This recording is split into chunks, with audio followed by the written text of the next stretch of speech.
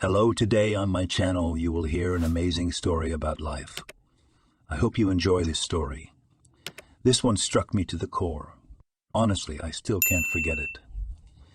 Enjoy watching. That day, like so many the day before, Jason went about his usual routine of sorting through the new arrivals at the dump. Most of what he found, of course, was useless trash, even for a hobo like him. Here's a picture. It would seem that there was nothing extraordinary about the item. All the more reason for Jason to make no use of it. It was just a professionally taken picture of some office building. Jason was about to throw the photo away, but for some reason he couldn't. He sat down on the ground and stared at the photo. A swanky building, a gorgeous lobby, big bright windows.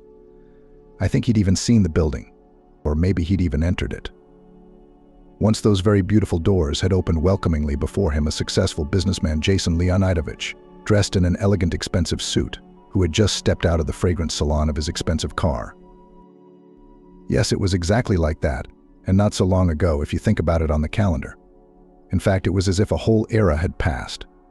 But how did it happen that Jason Leonidovich turned into a bum Jason? That was fate. He stood up, slipped the photograph into his pocket, and walked away from the dump. He didn't want to drink or eat, or look for any valuables he could sell at the nearest stall for a few coins. He wanted to get back to the way things were, though he realized that it would be very difficult, if not impossible, to do so, but still, maybe not always. After all, he was what he was now. And most importantly, he still had a good education, a head on his shoulders, and business acumen. Yeah, luck ran out. A friend who became a business partner did his best, and after 5 years in prison, he'd have to start from scratch. Jason blew the whistle. "Come on, Ziggy. What are you standing there for?" He called out to his only friend, a small black dog he'd found in the dump. Some kind soul had decided to get rid of the unwanted offspring, but she hadn't drowned the puppies, just threw them away. 2 died, but 1 was still showing signs of life. Help came in the form of Cole, who picked up the poor thing, took it out, and now he was glad that there was at least 1 living creature around, whose companionship was a joy. So, feeling almost like a Robinson in this world, Jason named the dog Ziggy. Whoever needed it would understand, but the rest of us wouldn't care. They walked with their friend to Jason's shack. "So, Ziggy, you want to stay here? I'm going into town. You don't want to be there. It's going to be a long walk. You'll be tired, but I'll bring you something good to eat. Okay?" The dog barked unhappily, but obediently settled down on the beds they shared. Jason set off on what was going to be a long journey. He decided to find the building for himself, not knowing why, just to stand around or something. To pretend he was a normal person for a little while. He even shaved and combed his hair more carefully than usual for such an occasion. I mean, he rarely did that at all, but now he was really getting ready to go out in public. And next to a building like this, it would be a shame to walk around as a ragamuffin. Though, of course, just combing his hair was not going to improve his appearance. After wandering around the city center for a while, he found the place. The time was already approaching evening. The working day was coming to an end. People were coming out of the doors, apparently employees, bosses, middle managers, ordinary clerks. All beautiful, dressed up, satisfied with themselves, and with their often unneeded order. During the day they were waiting for cozy apartments, maybe cafes and restaurants, delicious dinners, communication with the same successful, satisfied with life people. But Cole knew how easily all that prosperity could be ruined. After all, wasn't he the one who stood firm? And this is what he'd become. Of course, it doesn't happen to everyone, but it's not as rare as we'd like it to be. He strolled along the building without purpose. Most of the people were already gone. There were hardly any passers-by. This street was more frequented by cars. As he passed one of the windows, he stopped, attracted by the sounds of some argument or even scandal. The open window was higher than his head. He could not see the people arguing, and they could not see him. So he could listen to what was going on. He stopped just out of curiosity. In general, he didn't like scandals and tried to avoid them. Then, in his past life. But now the business conversation between businessmen, even if it was in a raised tone, intrigued him for some reason. He imagined how he would behave in such a situation. "Where are you taking me?" "Some kind of clean water." "I'll drown you, asshole." "You want clean, you want dirty," the boss's voice rumbled. Another, calmer voice answered. "You're going to get stuck in all this yourself. You can argue with me all you want, but right now the truth is on my side. The labor exchange is on your side now, and you better get the hell out of here." "Before you go to jail," threatened a voice that suddenly sounded familiar. "Of course I'll leave. I'm not staying. Just don't think that's the end of your troubles." "My troubles may not end, but yours will start in earnest. I'm warning you not to play with fire," the boss warned. And judging by his voice, his subordinate believed him. But he didn't want to give up so easily. "But we'll see about that." The interlocutor did not threaten, but just wanted to leave the last word for himself. "I don't see any reason for me to worry. It's you who should be worried in case of anything." They both rattled. "I don't have much to rattle for," the boss replied more calmly. There was a slamming sound, closing the doors. The subordinates must have left the office. Jason grinned. Who talks like that in full voice at an open window? The boss, he couldn't handle his subordinates, couldn't handle confidentiality. Anyone could have been at the window. However, it did not concern him at all, and he also walked along the wall of the building to the exit. The door opened, and a rather young, imposing man hurried out. You could tell by the red stain on his indignant face that he was the one arguing with his boss right now. Cole sighed, followed his nervous jog toward the parking lot and thought, "This is just the beginning, isn't it? You'd better be careful around people, especially bosses." He already knew what he was thinking, but he wasn't going to pry into such a man with stupid advice. But this stranger on the way to his car, without stopping, shoved some folder into the trash can, and that was it. He walked to the car, opened the door, got in and drove off.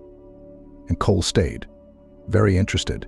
He wasn't used to going through trash, and now he didn't have to do it at all. The folder was on top, and the garbage can itself was clean. He took it out, weighed it on his hand. It looked like nothing special, and certainly nothing useful to him in these papers. But why not take it, flip through it a little, just to hold on to the business papers for old memory?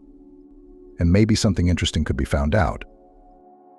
Shoving the folder under his arm, he went back to his shack, to his lair, having bought 2 hot dogs for himself and for his friend with the last money. In his shack, after a modest dinner, he pulled out his find and began to look through the papers. At first without much interest, just remembering things long forgotten. But with each passing minute, he became more and more convinced that he had picked up the folder for a reason. It was not for nothing that I was near that building and witnessed the argument. Looks like fate has decided to take a turn for the worse. Listen, buddy, he turned to the dog. This is our chance. Maybe we'll be normal people soon, maybe even rich. Well, you're not a man. You'll still be a dog, but still. The dog came and put his face on his master's lap. Don't worry, I won't forget you. You'll always be with me. I'm not the kind of guy who does that to his friends. Jason nodded at the folder and the signature on the last page. He knew those scribbles well enough. I guess he'd been wrong not to look in the window. Then he'd quickly recognized the man who'd caused his present predicament. Maybe he was right. Because before he'd looked at the papers, it had been useless to meet Oliver Jujinovich. But now that he knew a little more about him, it might do him some good. I wonder why that guy threw the file away, decided not to mess with Oliver, knowing his temper. Well, that's pretty smart. Jason, on the other hand, doesn't have much to fear. He's not going to fall any lower than he is. And these documents can play a pretty important role. First of all, it would allow him to get back at Oliver and to do exactly what he deserved. Jason's mind flashed back to 6 years ago. Yes, he'd been a respectable man, a prosperous businessman, husband to the beautiful Crystal, owner of a fancy house, and so much more. But he made an unforgivable mistake, trusted his then partner, whom he considered a close friend. And what a friend he turned out to be. He went behind Jason's back, started running his scams, and you set him up. Jason's responsibility was short-lived. Investigation, trial, thanks to his lawyer. It was only 5 years, but it was enough to ruin Jason's life. His wife left him as soon as Cole was arrested, so she filed for divorce right after the trial. I never heard from her again. And I never saw her myself, no transfer to juvie, no visit, no nothing. I wrote a couple of times myself, but I quickly realized it was useless. There was no answer. His wife's betrayal was no less painful than Oliver's. And for several years in the penitentiary, he waited for her to come to her senses. Then he got angry, dreamed of revenge, and then he forgot. Once he was free, he didn't even remember Crystal, didn't try to meet her to throw any reproaches in her face. Why? People break up. And in a situation like this, it's best to forget about each other. Like everything else, it seemed useless to fight for his freedom, to try to prove innocence. He preferred to serve his time quietly, without getting involved in any conflicts. And so he did. And now he came to this very freedom, where no one was waiting for him, and no one was glad to see him return. There was no one. Jason's parents were long dead, his friends had mostly disowned him. Some believed in his guilt, and some maybe didn't, but chose not to get involved with the prisoner. There was nowhere to go and no one to go to. But you had to live somehow. And so the former, respected and loved by all, became an outcast, living on the dump or lying about unfulfilled dreams. And that hope, apparently, will soon come true. And all thanks to that photograph. Now it was necessary to think over the plan of his next actions, because it was easy to make a mistake, and there might not be a second chance. He studied the papers again, more thoughtfully, and went to the office. It was not worth it to hope that they would let him in easily. They didn't like ragamuffins, which Jason was. He peered through the window and saw his nemesis. Oliver looked as good as he had 5 years ago, even more solid. "I'll get your ass out of here soon enough," Jason thought to himself, his former friend and now his worst enemy. So how would he get into the office? Try to get in through the window? Yeah, they'd call security, tie him up, send him away without even a word. No, that's not an option. Knock. Calling Alex and asking him to let him in isn't a good idea either. He'll probably order the guards to send him away. So the result would be the same either way. So Jason headed for the door, hoping to somehow get through on his own. A guard stood in his way, as expected. "Where are you going? Get out of here." "No service here," he said menacingly. "And don't ask me. Here, look at this folder, where I've slipped some old papers in for good measure. I must give it to Alex Eugenovich."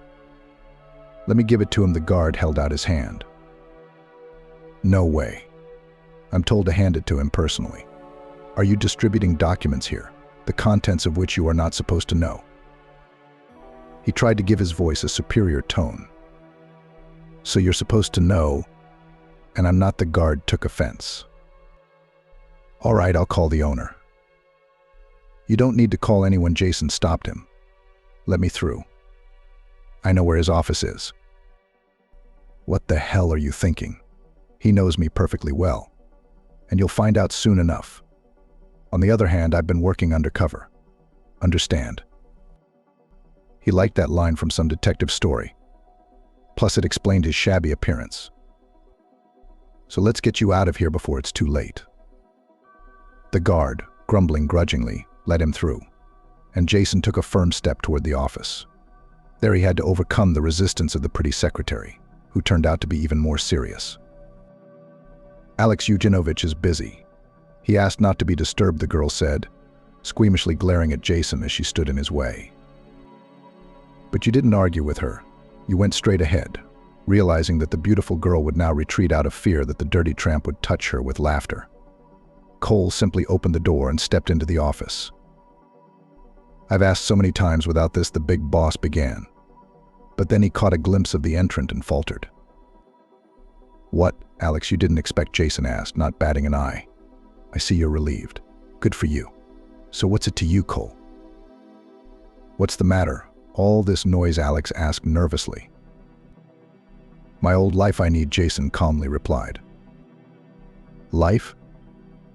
I didn't take it away from you. You're alive and well, I see. But I hardly am. And you don't want to ask that, do you?" "I don't want to ask anything. I asked you what you want, didn't I?" "Answer, I'm in a hurry, or I'll call security to have you thrown out of here." Alex must have been scared at first minute, but quickly realized he had nothing to fear. The sight of Jason proved that he was at the bottom of his game, so it wouldn't be hard to deal with him. But Cole realized something too, both from the paperwork and the first few minutes of the meeting. Alex is vulnerable. He has weaknesses to play to. Alex, I'm about to show you something. Have a seat. And he laid the folder out on the table. Two businessmen, former partners, leaned over it, and Jason, sliding a not-so-clean finger with a dirty fingernail chip, had no trouble explaining to another businessman what he could do using these documents. And mind you, this is just a copy. I have the original and far more important. This, of course, was a bluff. He didn't have the original, but he had to do something to scare Alex. He turned visibly pale, clenched his fists, bit his lip. "Well, what do you want, Jason?" he asked again. "What do you want? What do you need? What do you want? What do you think I need? I need these documents to be made public and show everyone who you really are. Is that answer satisfactory to you? No, I think we can work something out. I understand you're in a tight spot right now. You need money." "And money?"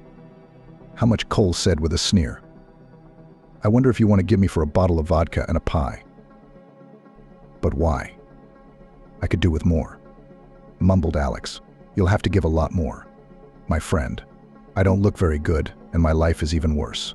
But I must disappoint you. I didn't become an alcoholic, and I didn't drink my brains away. So you can't tempt me with vodka. But I can make these papers go through with no problem. You realize that, don't you?" "I do. That's what I'm asking. How much money are we talking about?" "Both very large, Alan, and not just money. I also need an apartment and some help with the paperwork, but I need help with my job. You know what I mean? Failure to fulfill just one point leads to the inevitable publicity of everything I know, including your involvement in my case. You know exactly what that means for you." "Look, Cole, this is too much. You come out of nowhere screaming, 'Give me this, give me that, make it 5, 10, and you owe me.' I'm not saying that you should really give away everything I've lost by your grace. I know that's impossible. But I can make you realize how much it hurts to lose it. I didn't think you'd go as far as blackmail. I learned that in prison. All right, I'll concede that your demands are legitimate. Besides, we have some very important negotiations ahead of us, and we don't need any more publicity right now." "My reputation must be impeccable," Alex muttered to himself. "Okay, I agree to your terms, but remember you have to keep silent in any case, no matter how it turns out." I wonder what may or may not happen next. Jason wondered, who found the easy agreement suspicious. But there was nowhere to go. And while we're on the subject, let's make this quick, because I don't have time or place to wait. All the apartment in which I can put you is now available. It's empty. It will be registered to you," Alex said with despair. "There will be money as a lifting allowance, but not the largest sum will be enough for the first time. That's why I'll give you a job too. And then you earn your own money. You understand? The salary will be good, but you won't be able to pull anything more than that from me." "I understand you. But I hope you understand everything I told you. I'm not that much ahead of you. I did miscalculate some things, though. Well, let's not dwell on the past. Let's get on with the future." He took a stack of papers out of the desk and threw them on the table. "Now we're going to get an apartment." "No. Listen, I'll give you the money. Edward, you need to clean yourself up first.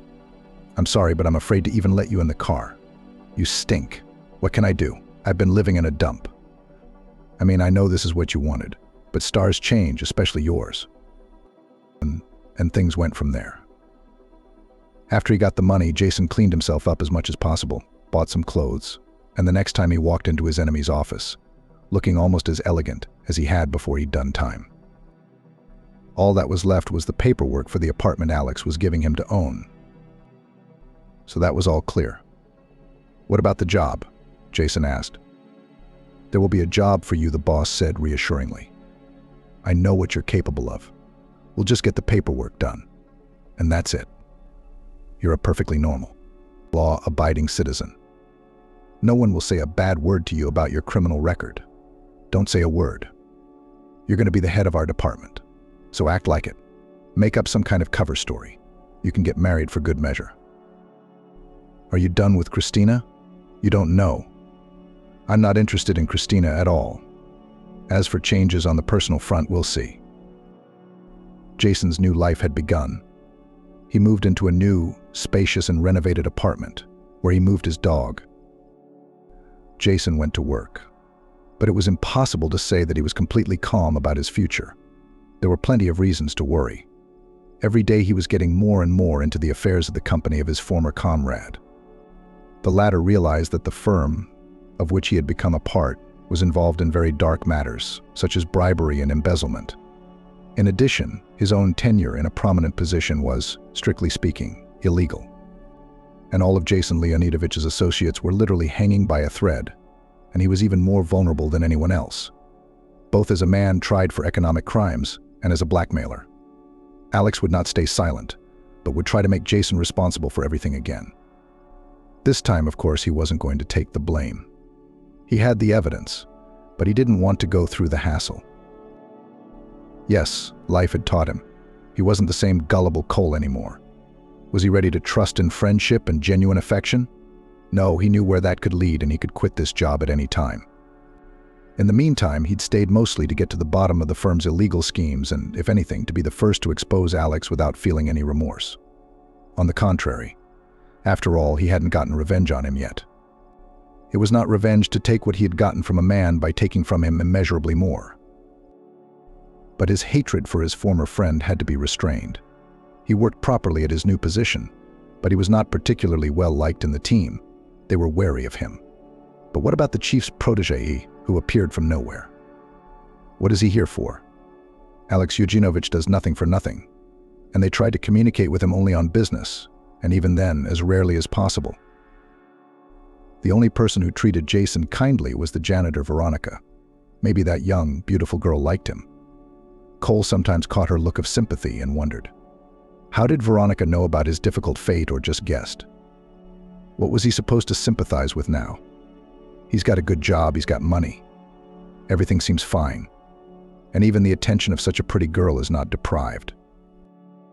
But why does she only work as a cleaning lady? That's the question Jason asked, and that's how their conversation began. Don't think I'm stupid or anything else, she smiled. I have an education and a little work experience, but life circumstances don't allow me to enter the profession yet. I have a small child, and here the work schedule suits me. And there are no grandparents. I have no husband either. But I have a wonderful son. Her face lit up, as every young mother's face does when she talks about her favorite child. After that, they began to talk as friends. First, Jason had no one else to talk to, and second, he enjoyed talking to this really smart woman. But he was hesitant to move on to a closer relationship. He realized that he had an important and dangerous job to do, but he was always happy to talk. He even shared with her difficulties at work and his suspicions. And Veronica was in complete agreement with him. Yes, I see that everything is not clean here, but I deal only with the physical dirt. I'm not supposed to get into the rest of it, but I know more than I'm supposed to. Not just because I'm smart. Nobody takes me seriously around here. They discuss things in front of me, so I draw conclusions. And she was eager to share her discoveries about the dark deeds that Alex Eugenovich and his trusted people were doing. But from time to time, Veronica began to look at Cole with some concern, and he noticed that she wanted to say something but did not dare. Just say it, Veronica. Is something bothering you? Like you're afraid of something? He asked. I am. Afraid that you won't believe me because I'm making things up or I'm not normal at all, she answered. Nonsense. Did you hear something bad about me? Not really. I didn't tell you, but I have this ability. Sometimes I see, or rather feel, a little more than others. And right now I can see very clearly that you're in great danger. I can't tell you what it is yet, but it's there. Maybe you should see a doctor. Veronica, so sane and suddenly so obscurantist. There's nothing wrong with me, I assure you, Jason grinned. She knew it. She wanted to warn you. It just ruined the whole impression she'd made of herself. Are you going to think I'm a fool or a psychopath now? But it's not like that, I assure you, Veronica said, sincerely upset. No, Nick. I didn't think that for a minute, and I believe you. I'll try to see a doctor soon. You shouldn't joke about it. I do know a lot about you, Veronica said sadly. Cole became wary. What is there to know? But Veronica turned the conversation to another topic, and he quickly forgot about her words, writing it all off to his upset nerves. No wonder single mom, plenty of difficulties. Surely he wanted to help her, to support her somehow, but he didn't know how. He'd offered her some money, but she'd looked at him like that, so Cole hadn't brought it up again. But he had to remember what she'd said. Whether Jason was joking or not, he didn't have time to go to the doctor. The next day he fainted at work and was taken by ambulance to the hospital. There, after examining him, the doctors said that he was sick with a rare and very complicated disease, and if not treated, he would not live long. How short? A year, 2 years, Jason asked. Anybody would be devastated by such news. And he was a young man whose life was just beginning to get better. But it was even worse than he'd realized. If you don't pay enough attention to your health and treatment, you may have much less. This was crushing news. Cole's first thought was of Veronica. Wouldn't see the woman, wouldn't tell her how dear she had become to him, would she come to visit him in the hospital. Sad experiences of the past had told him that women didn't really like to deal with those who were in trouble. And while Veronica was no Christina, who would blame her if she too stepped aside as if she didn't have enough problems of her own to deal with? But even if she didn't, what could he offer her? Ready to die at any moment. And he was about to confess his feelings to her. What a fate. Just start with relief, as prepare the barn for a new nightmare. And then he thought of Alex. He'd be glad to hear about his former friend's illness. Cole had never gotten his revenge. It hadn't been so hard to do, though, just to report all the shenanigans. Gathered evidence, proof. He wanted to get the word out, so he waited for the right moment. And here it is. I guess all is not lost, though. I mean, nobody's saying he's going to die right now. He's got some time. He may well leave the hospital, return to work, declaring himself quite healthy, and strike a crushing blow. Except Veronica would still have to see him, confess and apologize for the fact that they can't be together. There's not enough time for him. The first to visit him, strangely enough, was Alex Yuginovich. Probably he learned about the serious situation of his friend and decided to cheer him up. And to probe the ground, of course. He was the least interested in Cole's recovery, and would probably be happy with a very different outcome. But he wasn't going to show it. On the contrary, he was trying hard to show how worried he was. Hey Cole, faking sick? I'm just going to skip work, you see. What a boss. Remember, all illness comes from nerves. So cheer up. I thought I'd come and see you, since you're all alone. Maybe I shouldn't have broken up with Kristenko. I think she's alone too. Tried to make something of herself, but it didn't work out. She was lousy, but at least she had some chatter. She's been out of my life for a long time, and I'm not interested in her at all. That's fine. Basically, yeah. Why do you need her? Okay, she did that to you. What about the baby? What baby? Jason wondered. What kid? Don't you know what's going on? Alex wondered. You were taken away, and she was pregnant. Then she gave birth to a boy, I think, and gave him up. It's understandable. You can't do much with a baby in your arms. Why are you so upset? I shouldn't have said that. Don't worry, you can't, I guess. I think it's all right. The boy was adopted. He's probably alive and well. He's doing well in the orphanage, too. I saw on some TV program what kind of orphanage he was in. How pale is he? Jason asked. Where did she give birth? How would I know? I've only seen a glimpse of her. Oh, she's a mean woman, what she says. I got a life to make. Cole's got his life all set up and nobody here will pour me a bowl. Can you believe that? That's what she said. And you're already making a move on our cleaning lady. If you can take Cole out of the dump, you can take the dump out of the person. But she's all right. You're a pretty girl, you're agile. So quit being sick, get well, get your life together and get back to work. Everyone's waiting for you. Alex, pleased with himself and the effect of his news, left. And Jason, not hearing his last words, was left in the worst state of mind. He has a son, and he is, it turns out, 6 years old.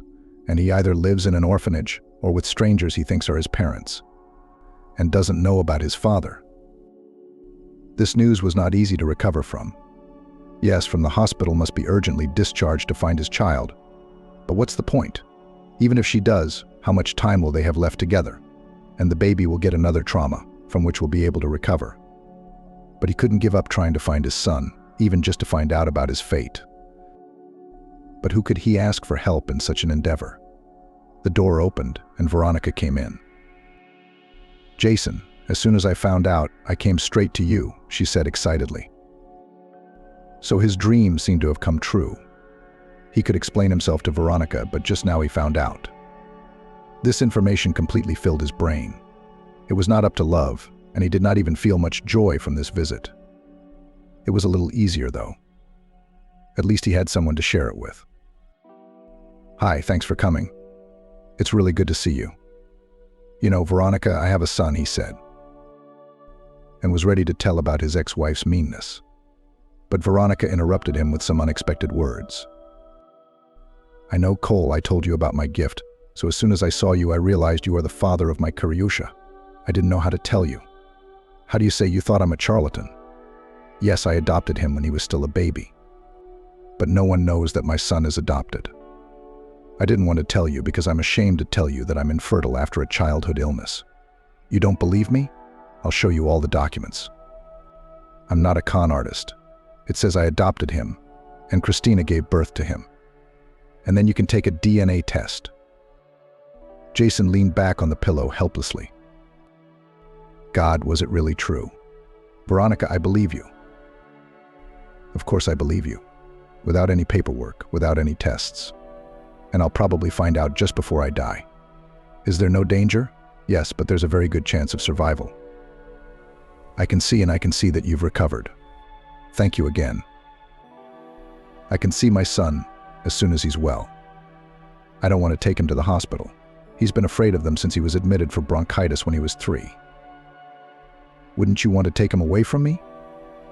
Veronica asked anxiously. "Take him away. You know, I wanted to tell you something today. I love you," Jason took her hand, "and I want you to be with me and with our son. Yes, I don't know how long I'm going to live, but I want to spend the rest of my life with you. Do you understand?" Cole, Veronica whispered tearfully.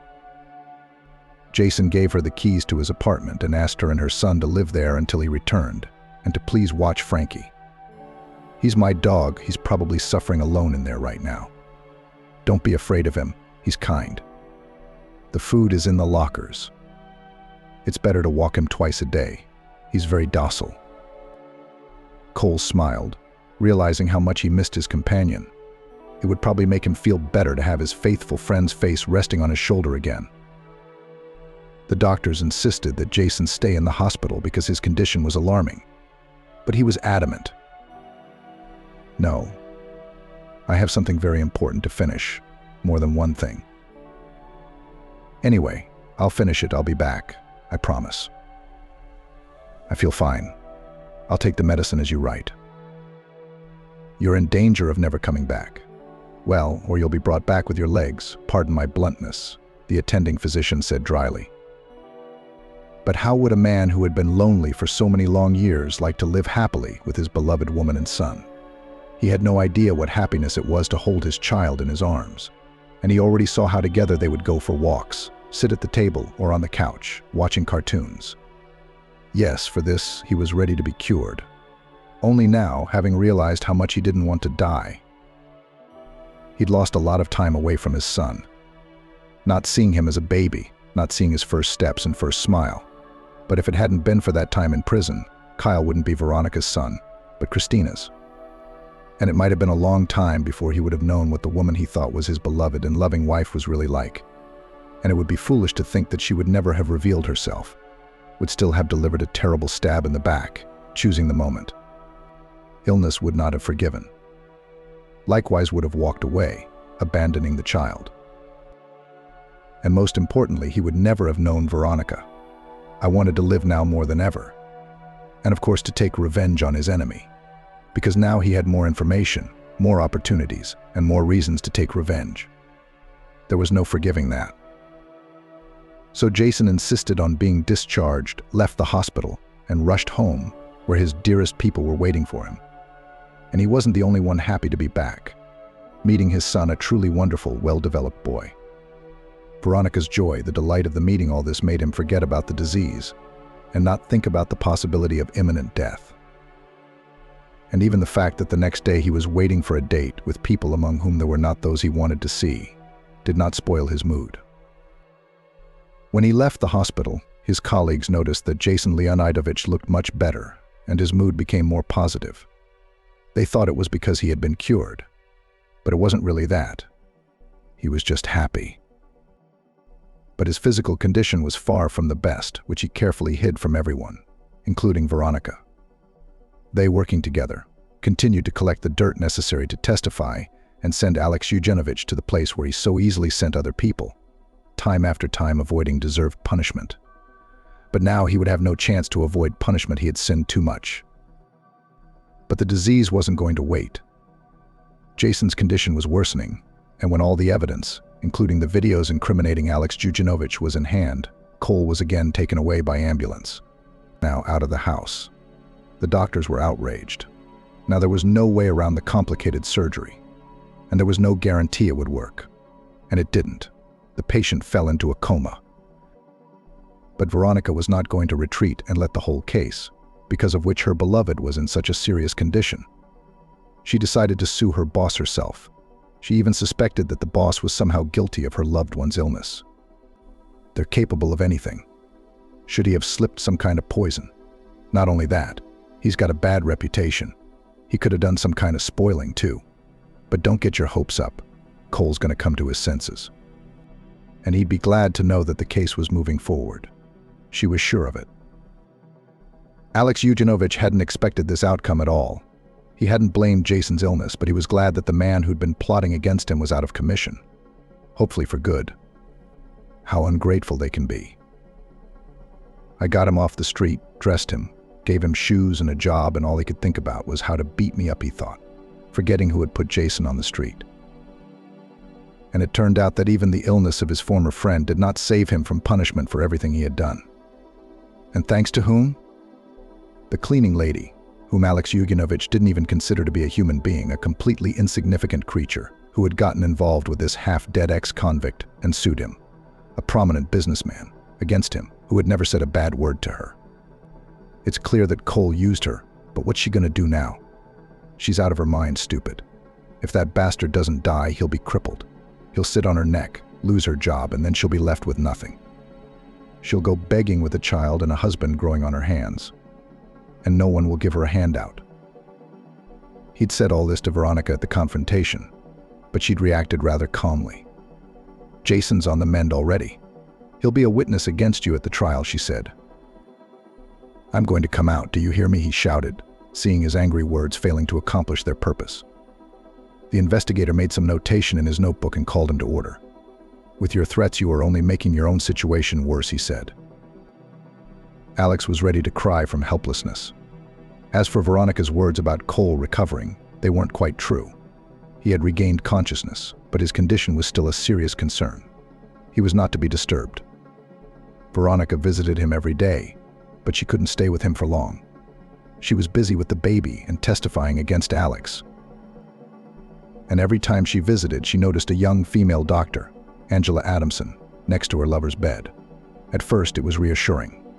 Cole would never be neglected and his condition would be constantly monitored. But then it got suspicious. Why on earth would this young woman be anywhere near Cole? But not to make a jealous scene in the hospital. Besides, it wasn't just jealousy that was bothering her, but maybe it was worth paying closer attention to their interactions. As Jason came to his senses, Angela, who was helping him, asked, "Aren't you Jason Leonidovich, the businessman who disappeared without a trace a few years ago?" "Yes, but not without a trace. I went to jail, spent 5 years in prison. Not that Cole was all that in the mood for conversation, but still, talking to someone was easier than just lying there staring at the ceiling." "Yes, your life is strange, businessman," the woman said in an unusual tone. "And no sooner did you get out than you got sick." "Yes, as you see. But I think I feel better now, thanks to your efforts." "Yes, men like you neither burn in fire nor drown in water, don't you think?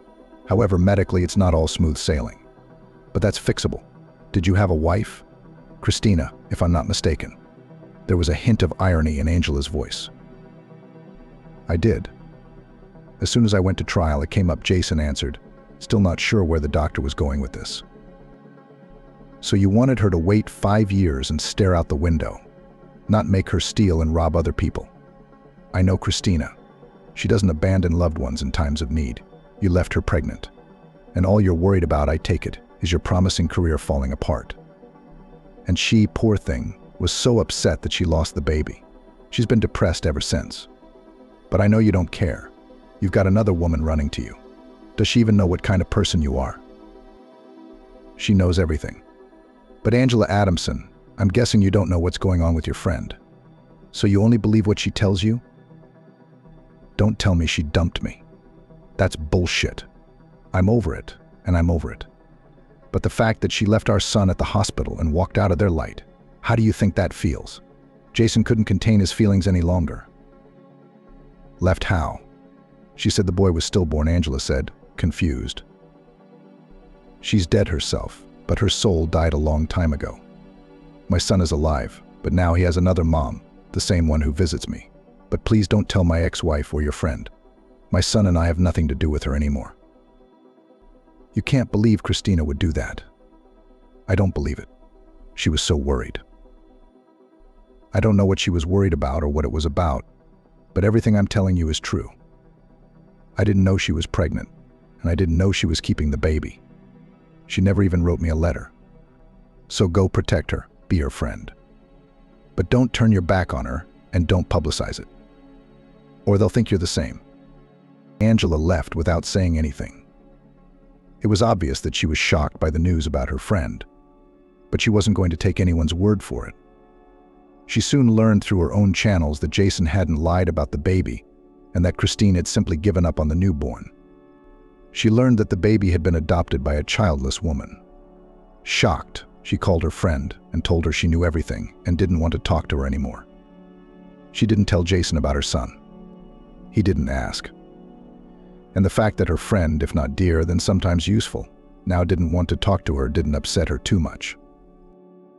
Probably in my life began a white streak. I do not need friends, she said mockingly. Not everyone is as pure as you, Ellie. I have enough friends and girlfriends without you. And you, Madam Doctor, you can go ahead and give enemas to your patients. Fortunately, I'm healthy. Yes, physically, Angela replied, hanging up the phone and blocking her ex-girlfriend.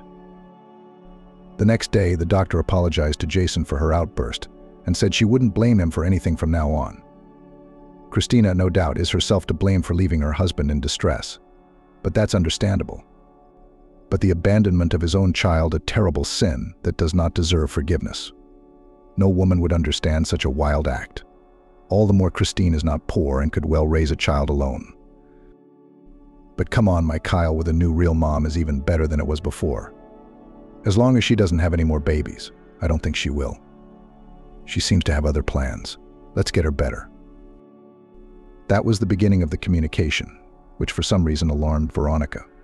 Meanwhile, the investigation was looking into Alex's case. The investigator also came to Jason at the hospital, informing him that after the trial he would be able to claim solid compensation as a party who had suffered from the defendant's actions. Veronica knew about it too, so it wasn't just female jealousy that bothered her about Jason's interactions with the doctor. She feared for Cole, knowing that Angela knew his ex-wife. She feared that the two devious women were still communicating and together, perhaps plotting something nefarious. It's not for money or profit these two girlfriends are getting close. Why, the moment is most favorable for them. He's sick. He's practically at Angela's mercy. And who knows what she might come up with. Give him some kind of will-depriving drug, and he'll sign anything without realizing it. No, we don't need that money. I'm afraid Cole can't take another shock. We have to get him out of this hospital by any means necessary. Just then, she heard about a young doctor who used unconventional methods in his practice and was very good at treating ailments like the ones Jason was suffering from. He was very active. She had secured an appointment with this doctor and his agreement to take a new patient for treatment. She'd been in such a hurry, in such an effort, that she hadn't listened to her intuition, which she'd always trusted.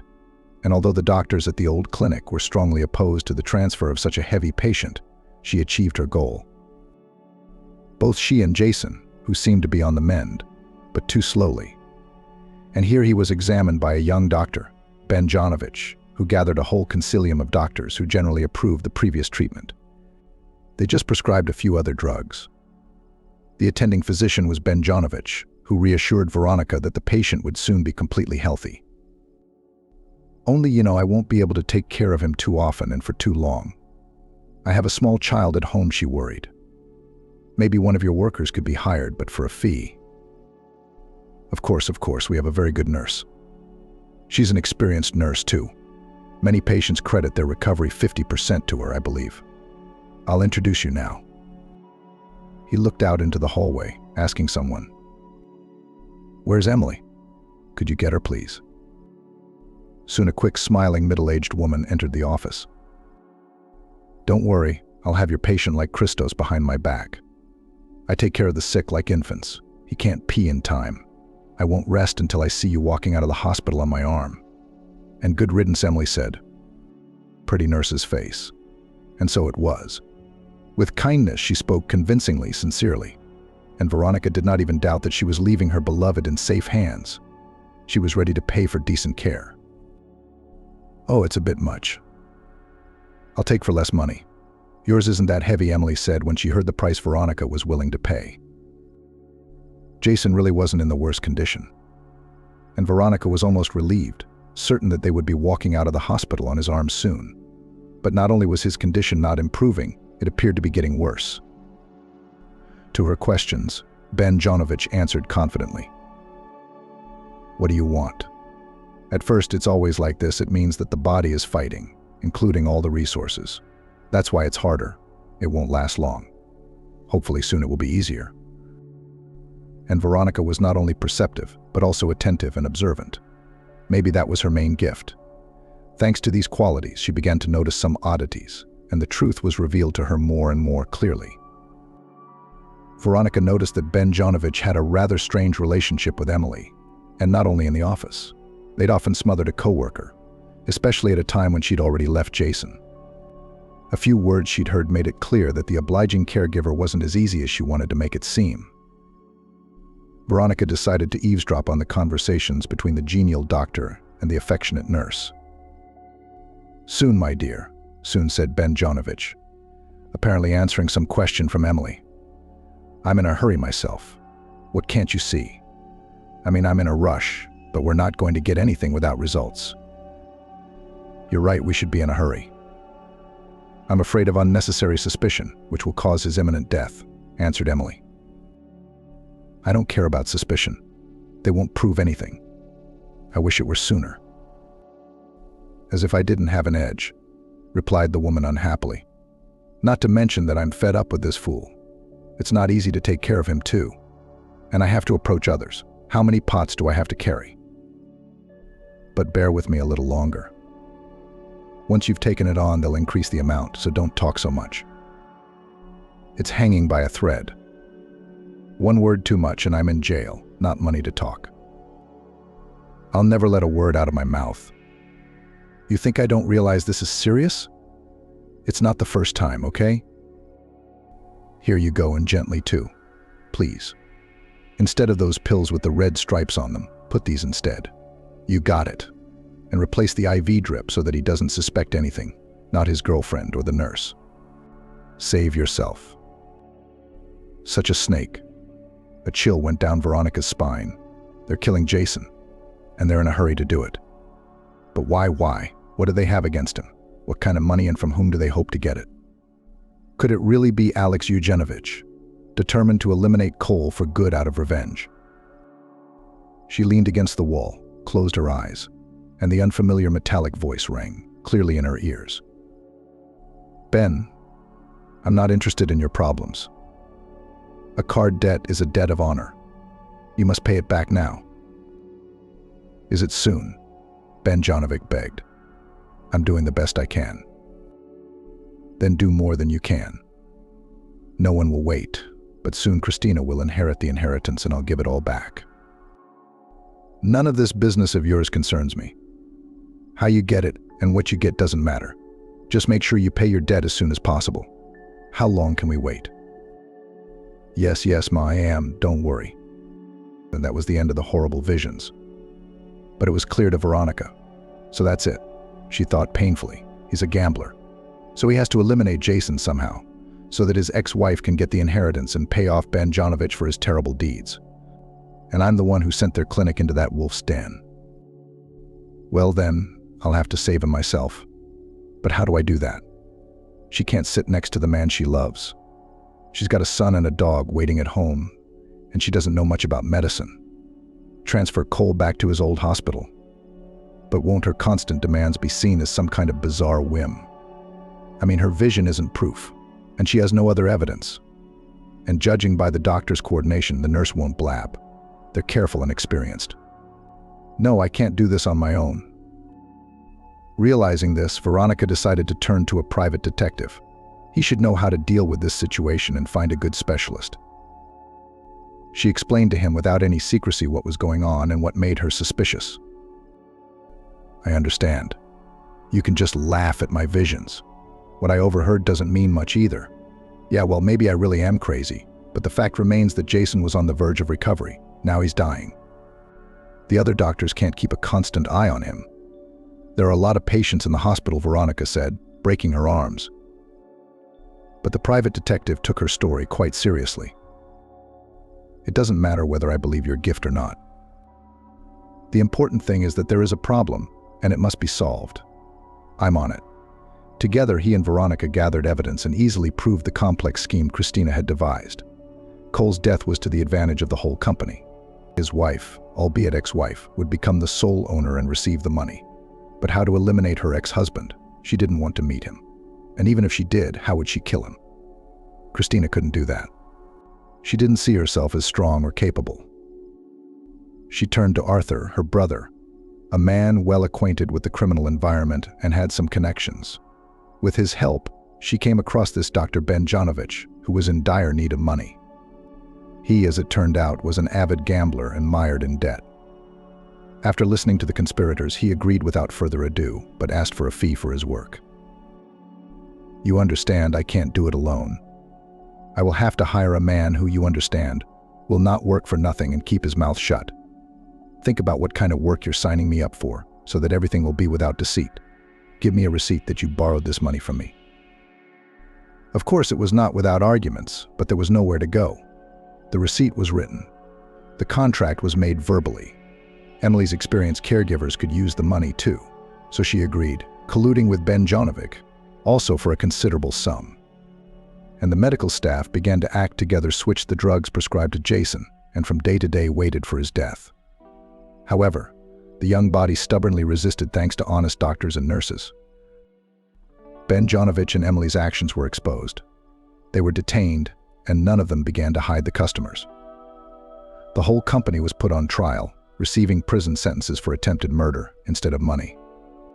Jason, having gotten rid of Benjanovich's treatment, recovered quickly. Now Veronica was afraid to leave him even for a minute, trying to be near him at all times, entrusting Kyle to a nanny. It was becoming increasingly clear to Jason that this woman was his salvation and happiness. Plus, she had become a mother to his son. He already knew Kyle, but they hadn't had a chance to talk for a long time. Cole was aware that he still had to learn how to be a real father. However, the boy was happy that now he had not only a mom, but a dad as well. So it shouldn't have been much of a problem. And after what he had been through over the past few years, the task didn't seem too difficult. Soon Jason made a full recovery and was released from the hospital. Not only recovered physically, and his family's financial situation was much better. Even the fact that they were both out of work wasn't something to worry about. It wasn't because they'd decided not to work, living off the compensation they'd received for the damage Alex had caused. Jason had decided to start his own firm. We can afford it now. I won't be a salaried employee anymore, I'll be the owner, but I won't take you on as a cleaner either. Don't get your hopes up. You know, it's not like I was born a janitor. I'm actually a designer by training. Maybe you could use me in that capacity. Veronica rejoiced at his success. You will. But you know, Veronica, the very first thing I would like to do is to arrange our wedding. And I'll finally adopt my own son. And we'll be a real family. And I think we've been one for a while now, she replied, kissing her lover. And Buddy, as if to confirm these words, was twirling his tail as if it were a propeller.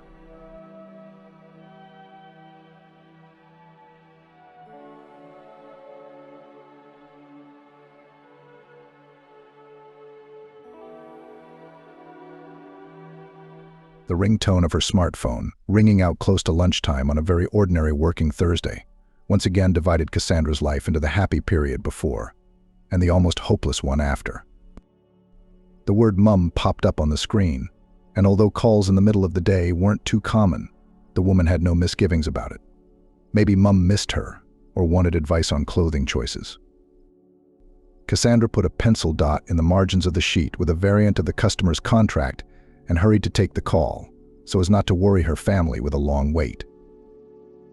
As soon as the woman heard her mother's voice, which sounded unusually muffled, it seemed to her that her heart plunged downwards. It was obvious that this was not a happy event, and the assumption was unfortunately confirmed. "Cassandrachka, hello you, don't worry too much, please. I happen to be in the hospital right now." "Cassandra, you're freaking out." "Mum, what happened? What hospital are you in? What did the doctors say to bring in? What's the room number?" A voice from the phone interrupted the flow of questions. "Cassandra, I'm begging you, don't worry. It's just like in the cinema. I slipped, fell, almost passed out, but I'm fine. My neighbor Maggie was passing by and she cheered me up and supported me while we waited for the ambulance. The doctor said I'll be fine, but I'll have to stay in hospital for a while." "Mum, why didn't you tell me before?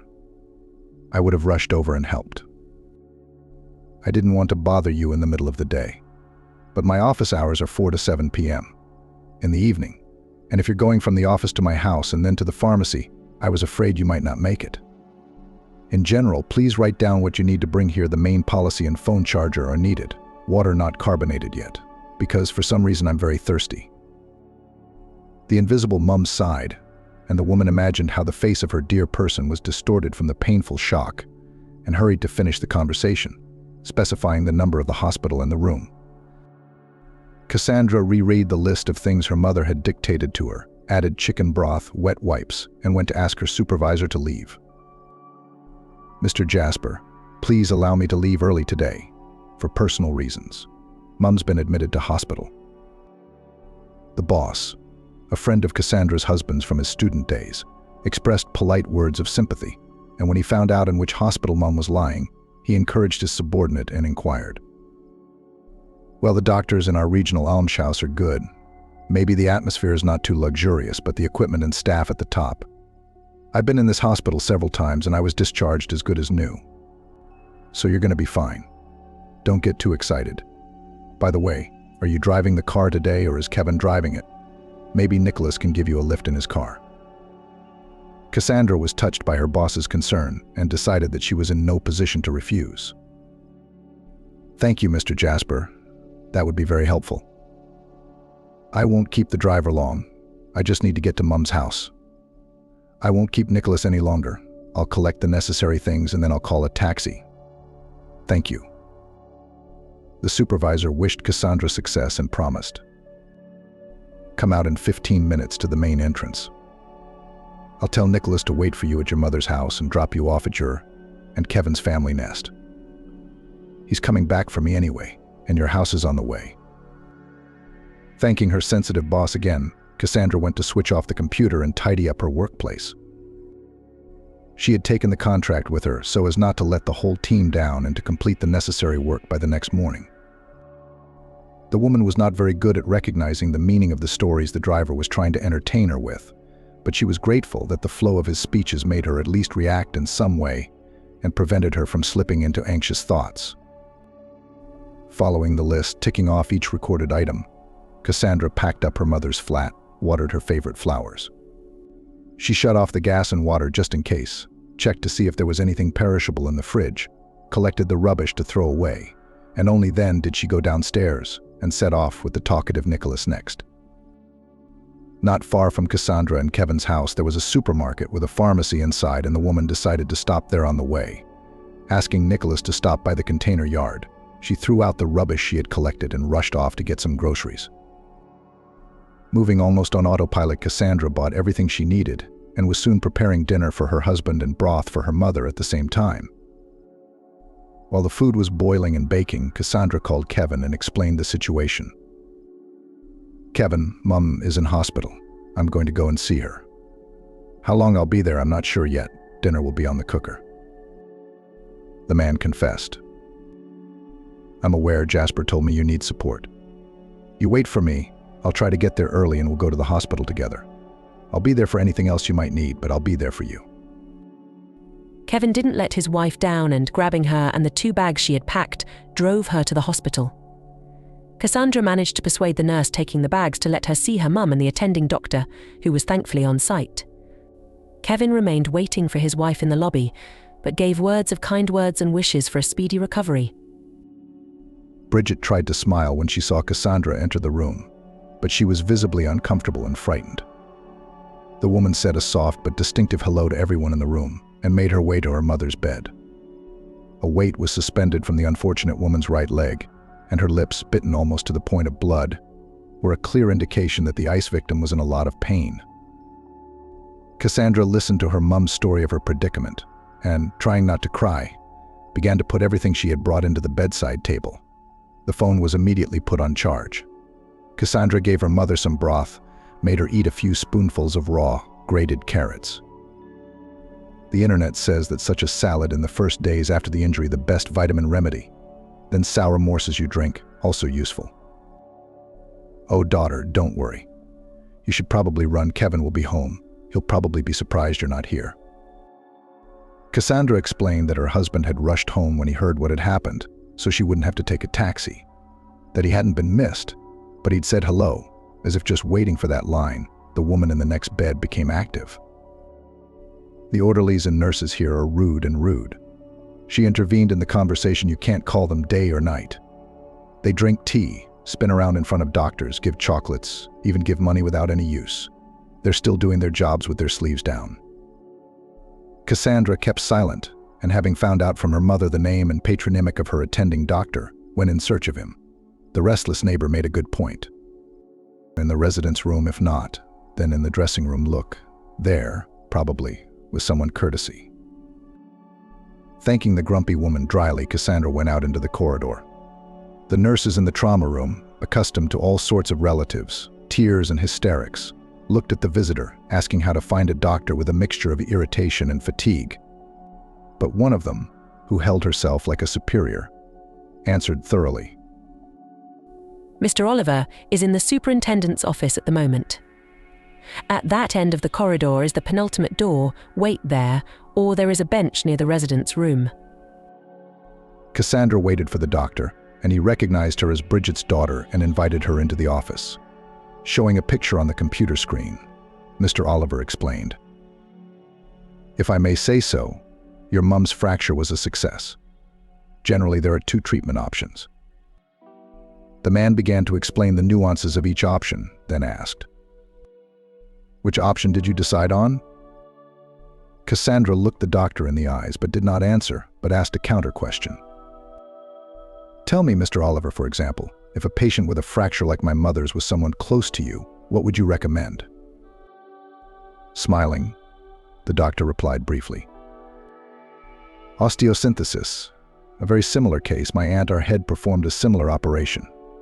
It's been a year since she is active again, even in the countryside, so I cannot keep up with her." The woman clarified all the details of the upcoming operation, wrote down what else she needed to bring for the post-operative period, and having said goodbye to the doctor, left the office.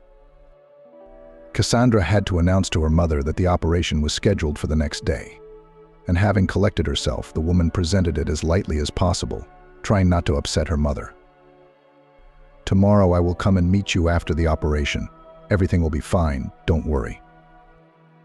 "Cassandrachka, what about your work? The boss will probably scold you." "Don't worry about that. I'll do my job and I won't let you or the chief down." With the operation, the long road to Bridget being able to walk again had only just begun. For a fortnight, Cassandra visited her mum almost daily to feed and nurse her. The woman tried to object and repeatedly stated, "Cassandra, you take care of yourself. Don't come to see me so often. The food here is not bad, and I do not have an appetite. Where it will come from, if my energy is not spent on anything." But Bridget could not persuade her daughter. When the day of her discharge arrived, Cassandra went to the doctor for recommendations. Mr. Oliver was cautious and warned, Your mum is a very energetic lady. Well, I've made my point to her, and I'll make my point to you. I wouldn't be overly optimistic if I were you, but there's no need to despair. Although it is impossible to fully rely on the injured limb.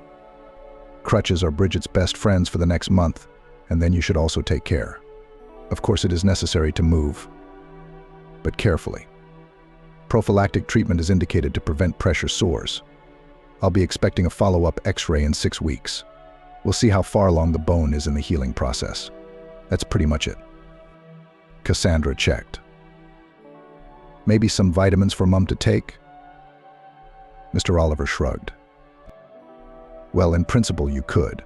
You'll have to get a rehabilitation plan from your local clinic. Cassandra called a taxi specializing in transporting people with limited mobility, and after a heroic journey through the streets, Bridget was finally in her flat. Cassandra faced a new problem. Her mum's physical condition still left much to be desired. Even a simple trip to the bathroom or kitchen could result in a new injury. For the first time, Cassandra came to Bridget twice a day, and by the New Year holidays she was almost exhausted. The traffic jams were taking up so much time that there were only a few hours left for sleep. Cassandra turned to her husband. Kevin, let's get Mum to come stay with us for a while. At least I won't have to go back and forth between flats. The man gloomed and after a languid pause replied, Cassandra, I'm wonderful to your mum. Bridget is a wonderful woman, but I'm sorry, but I'm going to be blunt. There's nowhere to put her here. I mean, it's a studio flat. It's a big room, but there's only one room. When I persuaded you to take out a mortgage, I didn't get any sympathy. Both you and your mum were against it.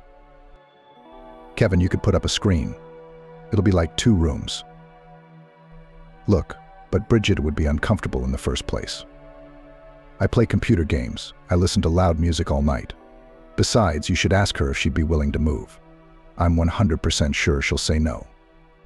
Your mum is very tactful and wise and understands that the further away she lives, the better her relationship with her son-in-law will be.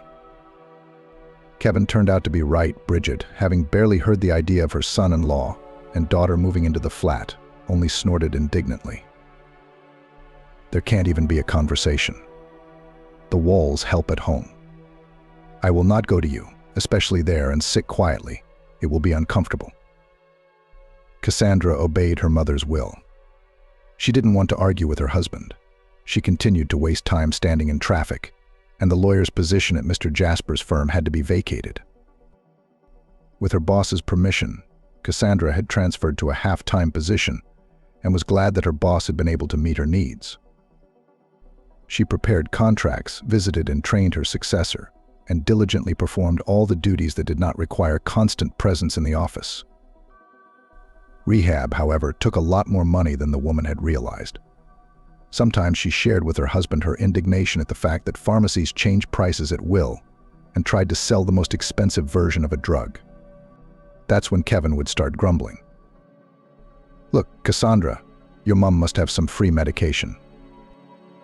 The woman tried not to answer. After all, the family budget was not suffering, and she had not asked her husband for money for almost 6 months since the fateful news of her mother's troubles. Cassandra had generally tried to deal with the situation on her own, without interfering with Kevin. As the weather changed, Cassandra's schedule, by tradition, remained almost unchanged. In the morning she made her husband's breakfast and, if she had time, made preparations for lunch and dinner. Then, after putting some of the breakfast in containers, she rushed to her mother's house, stopping at the shops and pharmacies on the way. Nursing, keeping her spirits up and helping her move around the flat took up a lot of her time. Cassandra would then run into the office as well and rush home for the evening. In case of any emergencies, her neighbor, the same Maggie who had helped her wait for the ambulance, had the key to her mother's flat. She would sometimes drop by to watch TV and gossip together. So Bridget wasn't abandoned, but Cassandra was desperate to get her mother back on her feet. And not just because she had to spend a lot of time traveling back and forth between the distant parts of the city every day, without holidays and weekends. Mum was simply the closest person to her. She had, in fact, given Cassandra the gift of life twice. The first time on her birthday 38 years ago, but more importantly later, when a terrible tragedy struck Cassandra in a terrible avalanche. It was her mother who was there for her in those black days, helping her to move around when her legs almost collapsed on nervous grounds, forcing her to drink and eat, then by persuasion, then through force. Abandoning her monetary and not dusty job, her mother sold the flat in their hometown and, almost like a huge and clumsy cube, moved it 2,000 kilometers away from the place where everything Cassandra reminded her of her inhuman grief. It was Bridget who had forced her into a job where it was almost impossible to be alone with her sad thoughts, where she had to look stylish and trim. Cassandra didn't consider her help to her mum to be a sacrifice, and, despite her tiredness, tried to take care of her husband, especially since the 10th wedding anniversary was approaching, and the woman wanted to arrange a touching congratulation and a pleasant surprise for patient Kevin.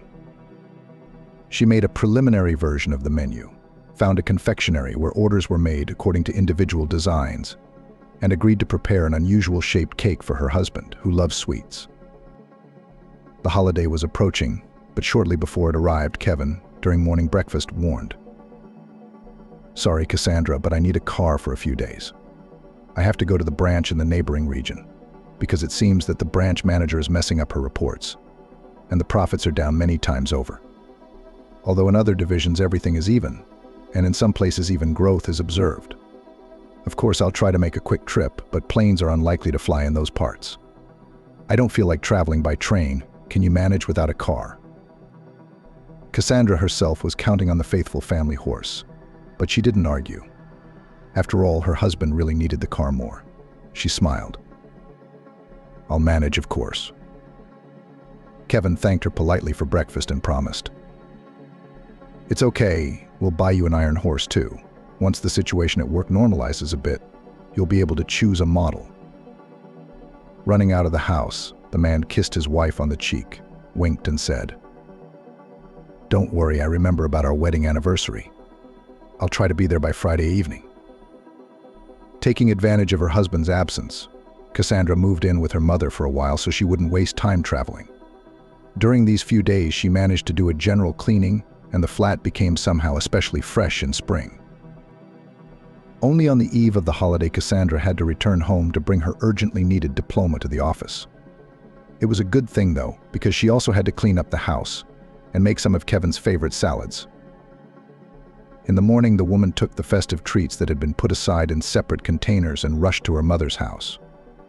She habitually gave her a massage, helped her walk around her room, and even after waiting for the lift repairs to be completed, finally took her mother outside to enjoy the nice weather and enjoy the feeling of life returning to the way it was before the injury. After a short walk, Bridget and Cassandra had lunch, and the daughter began to apologize. "Mom, I'm sorry, please forgive me. I'm going to leave early today. I want to surprise Kevin. Turn the telly off when you get bored. Your phone is charged. Call me if you need anything, okay? Run, Cassandra. Happy holidays to you and Kevin. It's been 10 years together." Kissing her mom, Cassandra ran down the route she had planned. Spring, which had long ago come into its own and was rapidly approaching summer, gave soft warmth, and the sweet and tart scent of blossoming lilacs set her in the most romantic mood. Contrary to popular belief that getting married in May was a sign of trouble, she didn't have to worry about it in her second marriage.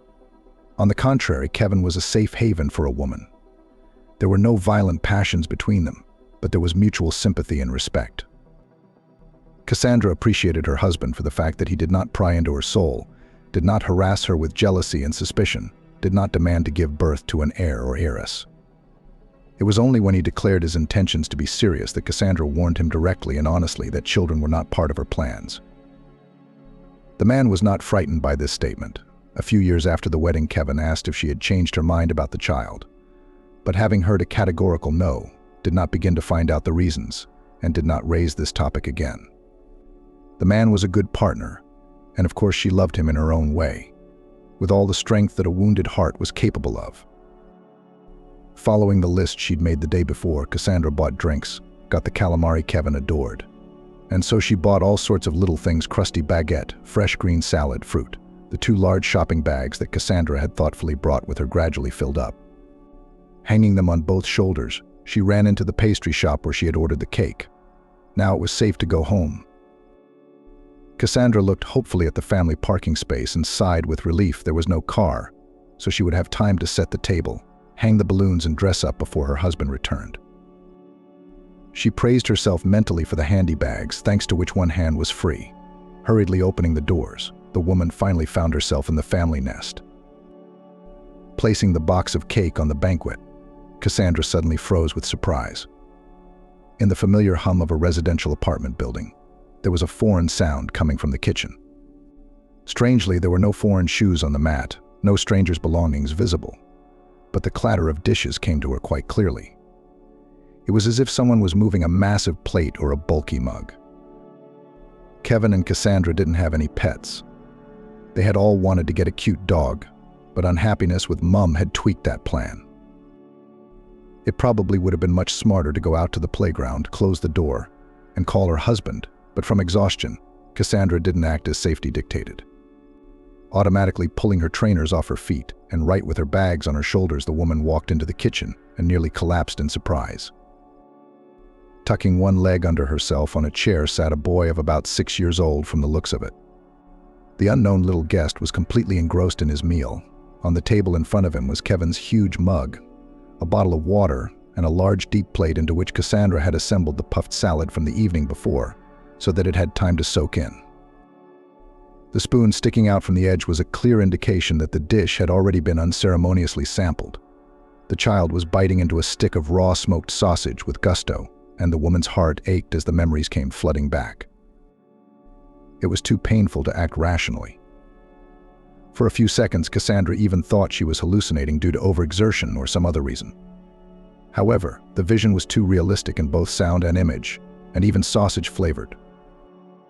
The engrossed boy broke away from his tasty pastime only after Cassandra, wheezing slightly from nervousness, caught his attention with a question. "Hello. Who are you and what are you doing here?" The boy jumped up from his chair and, without letting go of the sausage from his hand, reported, "My name is Thomas Brown. Uncle Kevin brought me here, told me to wait here for him, said I could eat whatever I wanted. So I'm eating. It's good sausage, but it's very salty." Cassandra had no idea that the man the boy called Uncle Kevin was not her husband Kevin. Such an incredible coincidence as in the film, when the hero didn't realize he had opened someone else's flat with his own keys and was completely unconcerned by anything in the typical setting of a standard flat, simply couldn't have happened. Alexandra could safely vouch that it was not easy to find even a closely similar design as in her and her husband's accommodation. Of course, the situation, with the appearance of a boy in the kitchen, must have a logical explanation, the woman thought. She herself, having married Kevin, had become Taylor, and the surname Brown meant absolutely nothing to her. Her husband was an only child with his parents, but he had cousins and cousins, as far as Cassandra knew. Except they hadn't been invited to the modest wedding, and she didn't know them not only by sight but by their last names. So it was quite possible that the Thomas Brown sitting in front of her was the child of one of her husband's cousins. But why did he, without even warning, suddenly brought this boy to their flat? Shaken out of her psychological equilibrium, Cassandra couldn't concentrate. Her thoughts were jumbled, and she didn't even have time to come up with any plausible theories before Kevin called. Coming out of her daze, Cassandra finally took the bags off her shoulders and took the call. The man began to speak quickly, literally not letting his wife get a word in edgewise. "Beloved, you and I have just missed each other by a little bit. I've just left Bridget's flat, and I'll be there in 20 minutes to explain everything to you. In the meantime, set the table, will you?" The bewildered woman cheered up a little and replied briefly, "Okay." She could feel Thomas's gaze on her very clearly, but she could not find the strength to look him in the eye. The woman brought her new slippers from the corridor, just recently bought in anticipation of the approaching summer season, and suggested, "Thomas, it's hot at home in sneakers. Keep the flip-flops. Put on more comfortable and convenient will be." The child silently obeyed. To diffuse the situation and to occupy the boy she had dropped off, but to avoid having to talk to him a lot, Cassandra asked, "Thomas, do you know how to inflate balloons?" The boy nodded. The woman quickly went to the room, brought the child a whole package, opened it. Then, on some impulse, rinsed the tips through which Thomas was to inflate the balloons and handed it to him, asking, You inflate not too much. When you get tired, rest. And I'll help you tie them. Agreed? The child nodded dutifully and, without any embarrassment, asked, "And your name, Cassandra, is it?" Cassandra shrugged her shoulders. "Yes.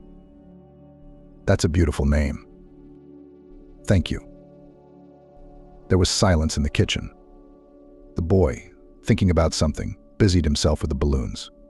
Cassandra, watching her guest with a sidelong glance, began to unpack her bags, prepare what she had planned, and gradually set the table. She put the cake in the fridge, and, distracted by the thought of tying the balloons Thomas had inflated, felt a pinch of pain rather than irritation. She wasn't angry with her husband, but there were all sorts of thoughts running through her mind. The woman felt the curious gaze of the little guest, but did not dare to look him in the eye. So they looked at each other but hardly spoke to each other. Cassandra didn't notice when Kevin entered the kitchen with a huge bouquet of roses in his hands and a large bag. The man put the bag on the floor and handed the flowers to his wife. "Cassandra, congratulations to you and myself on our holiday. I see you've met Thomas and made friends? How marvelous. Well then, let's celebrate." The boy, visibly cheerful after Kevin's appearance, said modestly, "Congratulations." And as everyone sat down at the table after the inevitable fuss, he loudly boasted, "Uncle Kevin, I inflated the balloons myself and Cassandra helped me tie them. Did we give you a good surprise?"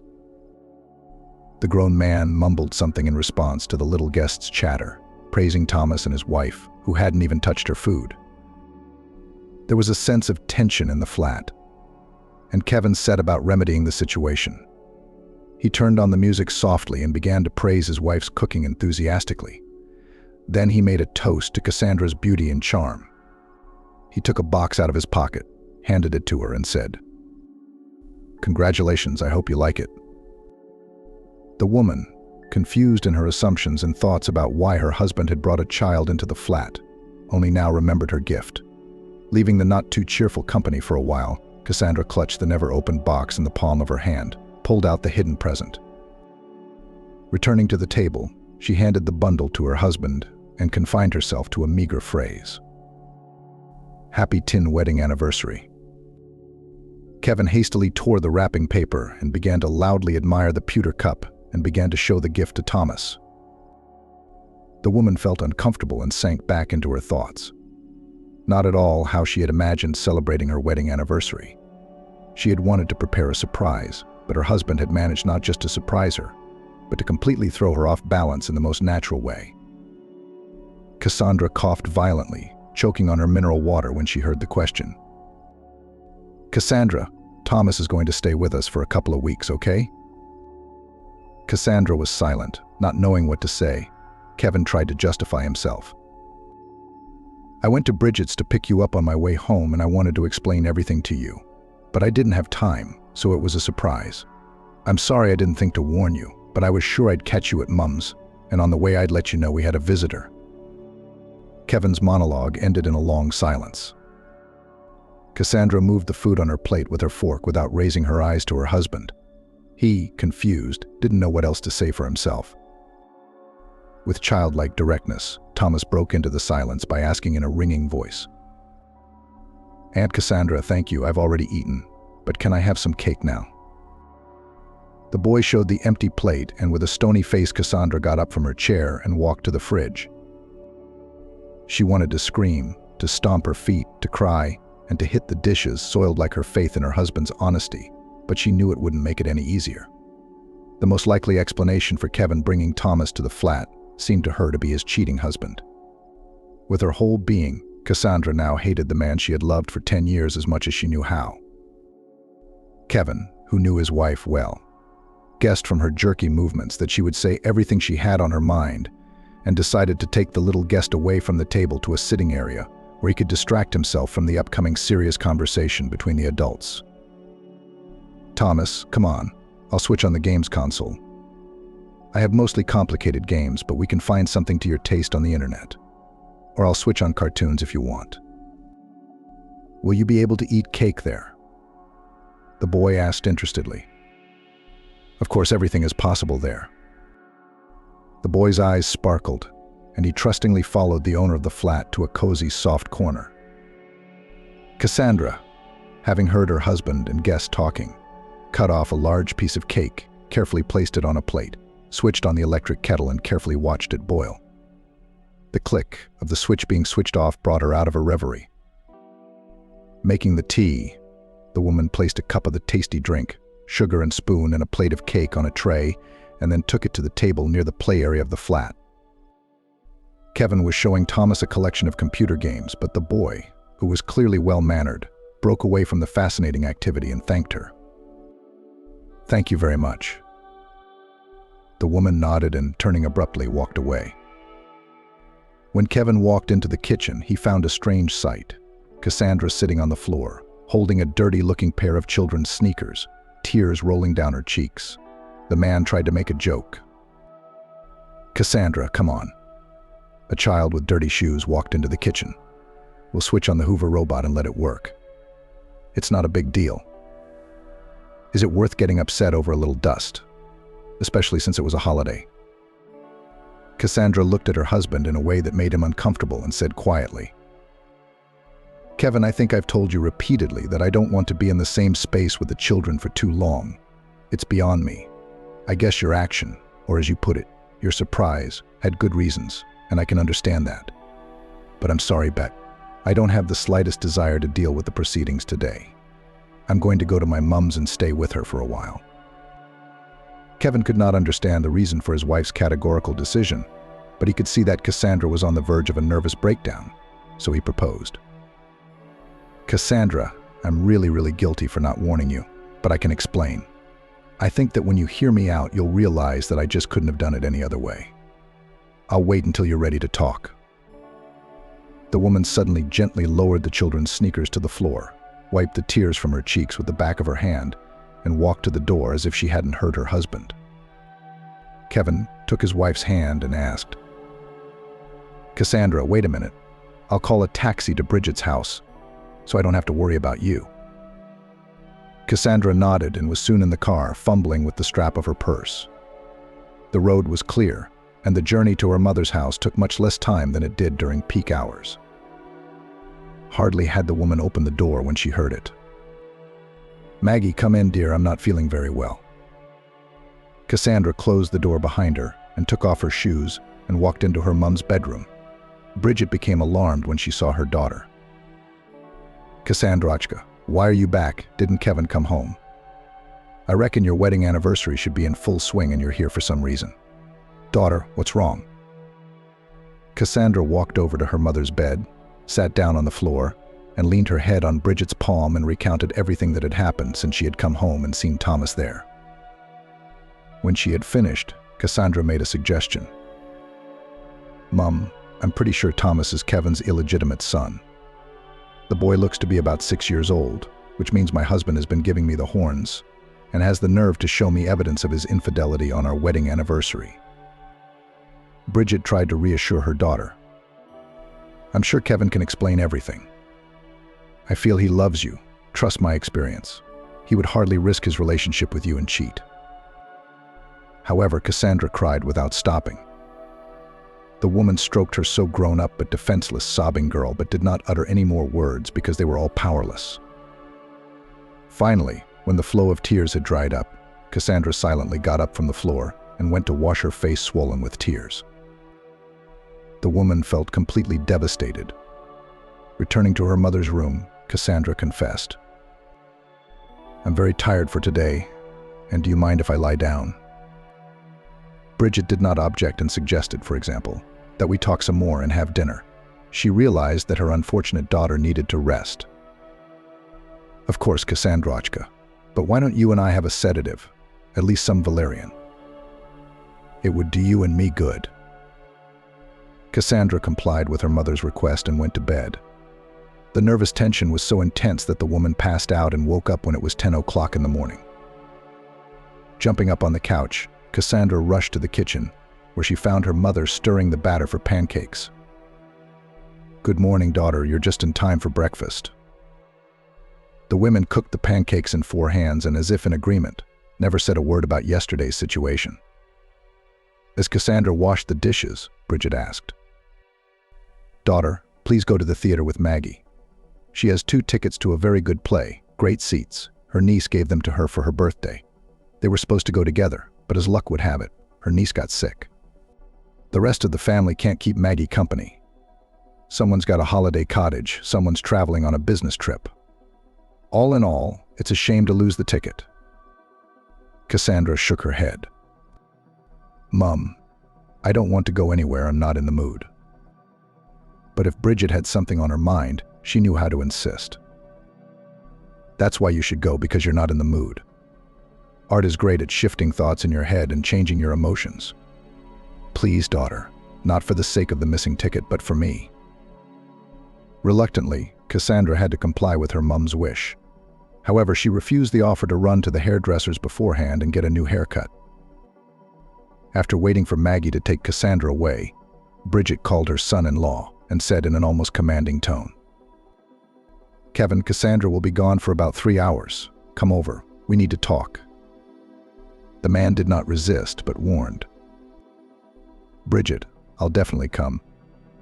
But I don't have anyone to leave Thomas with. I can probably find a nanny, but I wouldn't trust the boy to someone I don't know, so I can only come with him. Do you mind?" The woman sighed. "I don't mind." "Good. Then I'll be at your place with Thomas in half an hour." 30 minutes later, Bridget carefully reached the door, leaning on a steady walker, and let Kevin and Thomas into the flat. The man introduced the child, and the boy said hello politely. The landlady tried not to show her incredible excitement and invited Thomas into the kitchen. "Come in, I have a TV and cakes waiting for you. Do you want cocoa or tea?" The child announced that coffee was the most delicious for him, but that children should not drink this drink often, and he would have tea, because he was too old for cocoa. Bridget almost laughed out of surprise, but she got her emotions under control in time and, turning to Kevin, asked, "Can I give Thomas a chicory drink then? It's almost like coffee." The boy got excited. "I want to try this chicory, Uncle Kevin, can I?" Kevin agreed, and when the hostess had cleverly prepared the treat for Thomas, the man handed the boy his smartphone and explained, "I need to have a chat with Bridget. You please stay here. Eat the treats, play on your phone, maybe even watch some clips on the internet for a bit, okay?" "Sure, Uncle Kevin, I'm perfectly capable of unsupervised. Don't worry."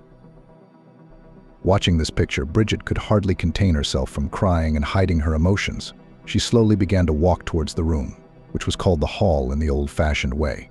She was followed by Kevin, who was eager to find out what Bridget wanted to talk to him about. The woman sat down in the armchair, and the man sat on the sofa across from it, so that the conversation could be carried on comfortably.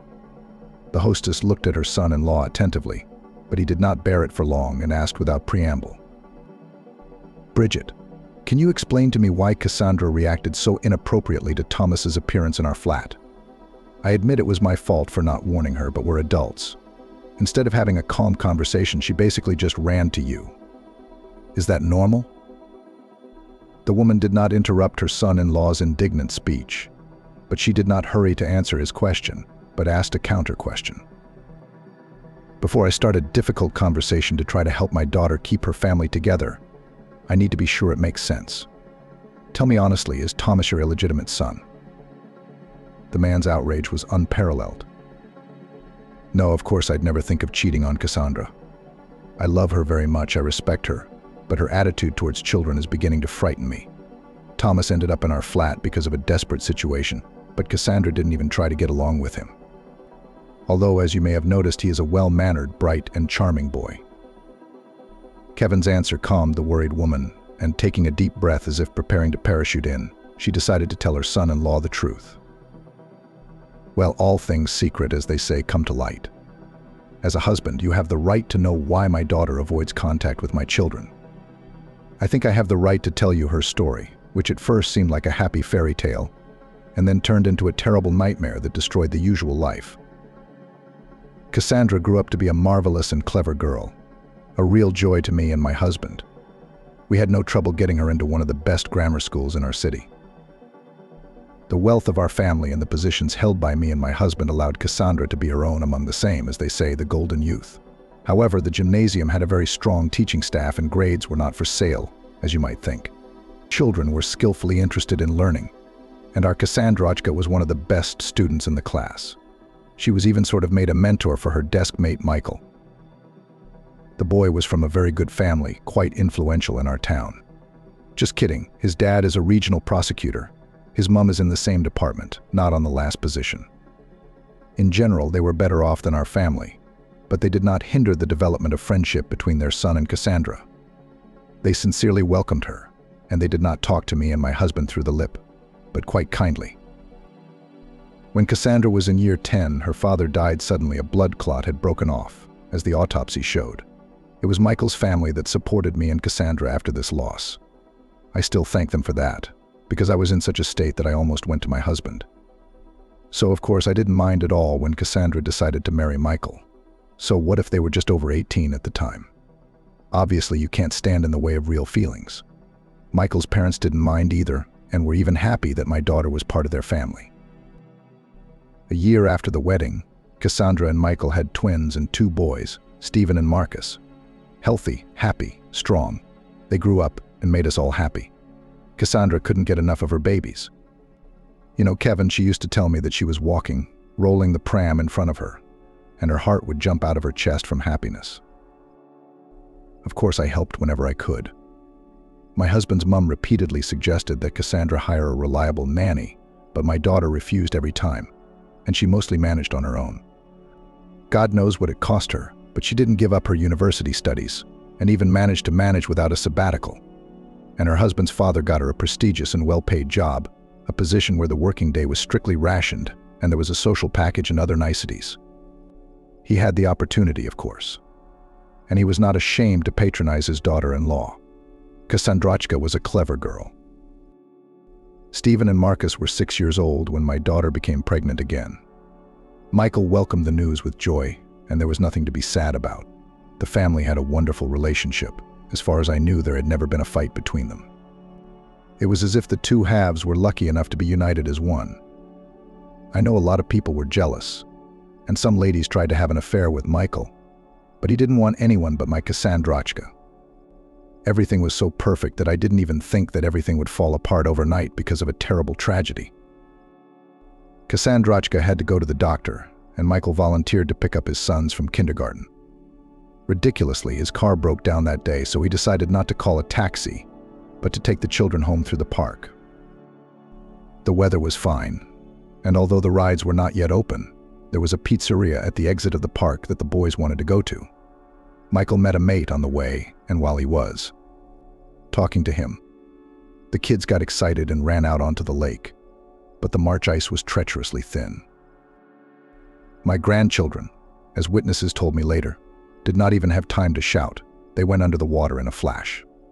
Michael and his mate rushed to the pond, but there was no way to catch the boys. Managed only to arrive at the scene of the tragedy divers. Michael later tried to justify himself as wound up, constantly repeating that he was distracted only for a few seconds, but what good? Our boys had drowned, and it could not be undone. My son-in-law was the first to tell me this bitter news, because he was afraid for Cassandra, and for good reason. I went to the private clinic where I knew Cassandrochka was at that time.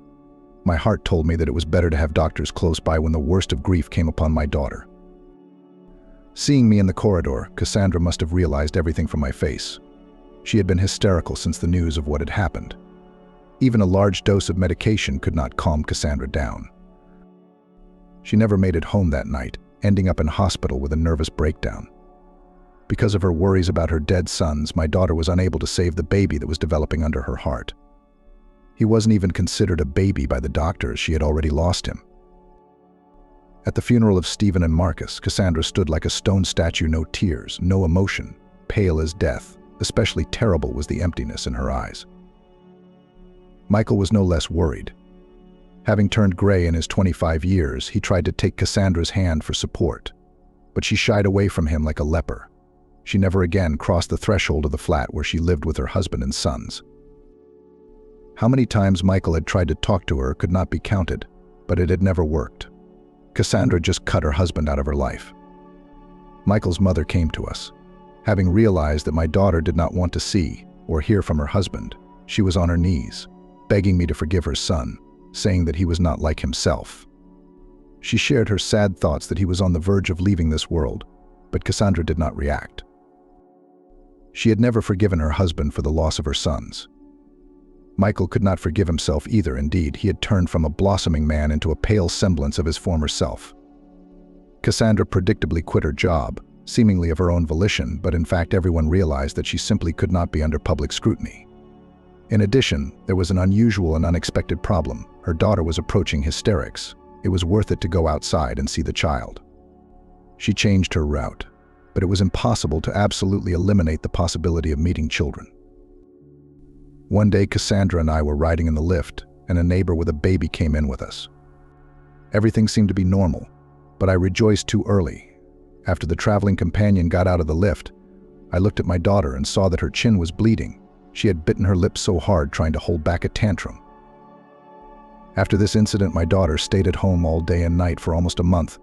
I even called a special doctor, the best of the best, at home. There were changes, but not quick and not at all positive. After a period of apathy, my daughter became aggressive. It was as if she had an obsession, and the medication prescribed by the doctor could not cope with it for long.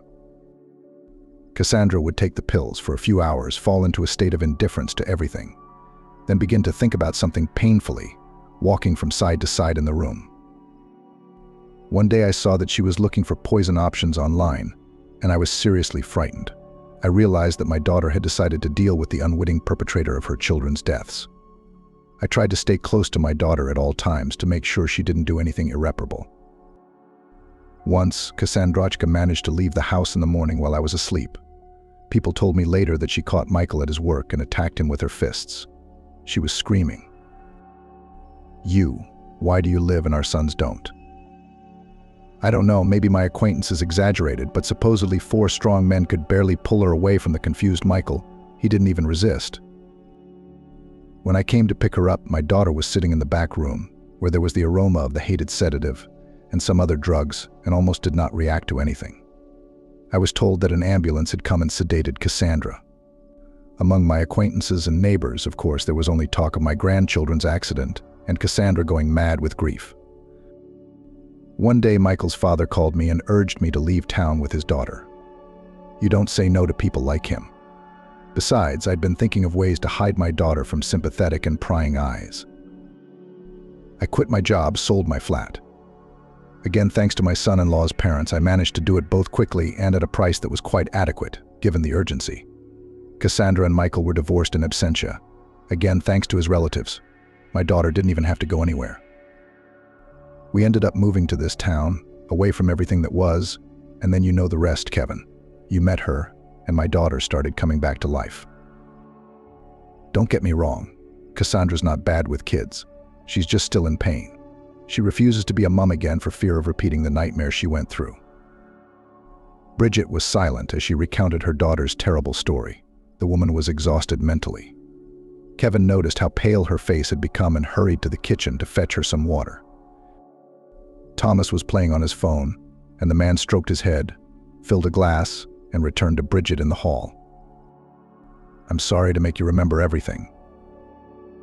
The woman took a careful drink of her water and spoke bitterly. Kevin, if only it could be forgotten at all. I probably should have told you about Cassandra's past sooner, but I've been hesitant to say it out loud. My daughter, I understand, still can't talk about it either. The man looked at the woman, puzzled, and confessed. To be honest, I had no idea that Cassandra's reluctance to become a mum could hide such a tragedy. I thought she probably didn't want to ruin her figure. I can't imagine how she must have felt when she saw Thomas in our kitchen. What a surprise I managed to surprise her on our anniversary. How am I supposed to apologize to Cassandra and make her understand? I really had nowhere to bring Thomas, and for a number of reasons. The boy needed to stay for a week or two in a safe and comfortable place where his parents' enemies wouldn't think to look. I arrived at the branch and bumped into an old mate I hadn't seen since the demobilization. Winston was more than a friend to me. It was thanks to him that I survived the army, but that's a long story. In the civilian life, we were separated by our hometowns, and as it happens, our contacts were lost. I tried to find him on social networks, but without success. Perhaps I should have been more persistent in my search, then I would have found him. But I was building my career. Anyway, I haven't seen him for 15 years, and now I'm meeting Winston in a city that's foreign to both of us. Of course, he had changed over the years, but I recognized him at once. He almost walked past me without noticing, but I stopped him. It turned out that Winston had come to solve the problems of his sister and her husband. They were involved in a lawsuit with not two adequate people who used to conduct all affairs in a criminal way. Winston was most worried about Thomas, his nephew. He explained to his sister that the child should be hidden just in case, because through him these bandits could easily influence the decision of the issue in their favor, but they could not think of any safe place. And then I come out of nowhere. To Winston, the idea of getting Thomas out of town seemed the ideal. In fact, there were virtually no strings that could put the bandits on the child's trail. It was good that the boy had a strong character, a real man growing up. His parents and Winston told him he had to stay with me for a while, and he took the news in stride. I picked him up like a detective so I wouldn't get caught on the city's security cameras. We agreed to contact Winston in a week, and he should call me when the matter was resolved. Thomas, of course, is a perfect boy. He got used to being in an unfamiliar place. He even went to bed by himself after brushing his teeth. All we have to do is wait for Winston to call. Thomas is very easy for me to talk to, but I have to go to work on Monday and I can hardly take him with me. I don't know what to do now. Kevin was silent, and then Cassandra's voice came out of the blue. It's no big deal. You go to work as usual and I'll stay with Thomas. Just leave me the car so I don't have to take public transport to get to and from Mom.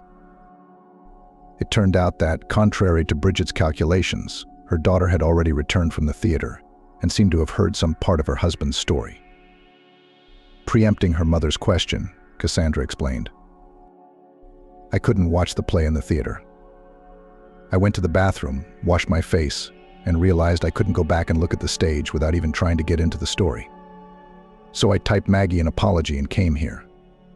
Turns out I got back just in time. I guess I should have heard Thomas's story from the outside, because Kevin, I'm sorry I suspected you of cheating and I wouldn't have believed you if you'd told me all that yesterday. I can see the situation more clearly today. Mom, you don't mind if I visit you with Thomas, do you? The woman, trying not to frighten away the change in her daughter's attitude towards her children, spoke very carefully. Of course you can come. Bridget wanted to say something else, but her eyes were watering, and she decided to change the subject. Cassandrachka, Kevin, aren't you hungry? I could eat something right now. Let's go into the kitchen. All the more reason to see how Thomas is doing, see if he's bored. I've forgotten all about the rules of hospitality. The boy saw Cassandra and said hello, and the woman's voice trembled slightly as she responded to his greeting. Kevin, who had understood the reason for his wife's strange behavior, was now amazed at her resilience. She had been through such an ordeal and had never tried to appeal to his pity or to elicit sympathy with stories of what she had faced. Cassandra gently but insistently dismissed Bridget's attempts to feed everyone gathered in her kitchen that evening. Thank you, Mum, for everything, but we'll probably go home. I'll stop by tomorrow close to lunchtime. Kevin, who realized he had received his wife's forgiveness, was overjoyed and bid Bridget a heartfelt farewell, promising, "We'll all visit you all together tomorrow. If your health permits and the weather is warm, we can go out into the countryside. How would you like that, Bridget?" Wonderful, Kevin, but let's not get ahead of ourselves. After saying goodbye to Cassandra's landlady, Kevin and Thomas went to the other side of town. The man sat behind the wheel and watched in the mirror as his wife carefully fastened the boy's seatbelt. It was obvious that for Cassandra it was a completely natural gesture, once perfected to the point of automaticity. She was obviously a caring mother. She loved her children very much, and after her misfortune she was suffering in a way that her worst enemy could not wish for. Carefully parked the car at the entrance. The man carried the sleeping Thomas in his arms to the flat. Cassandra straightened out the rumpled sheet on the couch, carefully removed the boy's shoes, and covered the child with a blanket. Watching his wife, Kevin felt incredible tenderness for her. Suddenly, the woman he loved opened up to him from an unfamiliar side of her personality. and he realized that he had made the absolutely right choice. Later, with the door to the kitchen closed, they drank tea with the remaining cake, and it was as if there had been no wall of misunderstanding between them yesterday. With jokes and kisses, they planned the schedule for Sunday afternoon. The man dared to bring up the unpleasant subject and confessed. "Cassandra, I am a real idiot. I almost ruined everything with my act, and I want to say thank you very much for your understanding." The wife smiled. "Well, I, to be honest, also overreacted, so I propose to forget bygones." The weekend went cheerfully and even better than the spouses had anticipated. They'd managed to get Bridget out for a walk, too, and she'd been much less happy about the sunny May day than she'd been about her daughter's happy eyes. Cassandra was happy to answer Thomas's questions and also kept a constant eye on him to make sure he wasn't in danger. Neither her mother nor her husband dared reprimand her for being overprotective. Thomas didn't seem to care that he was surrounded by the utmost care.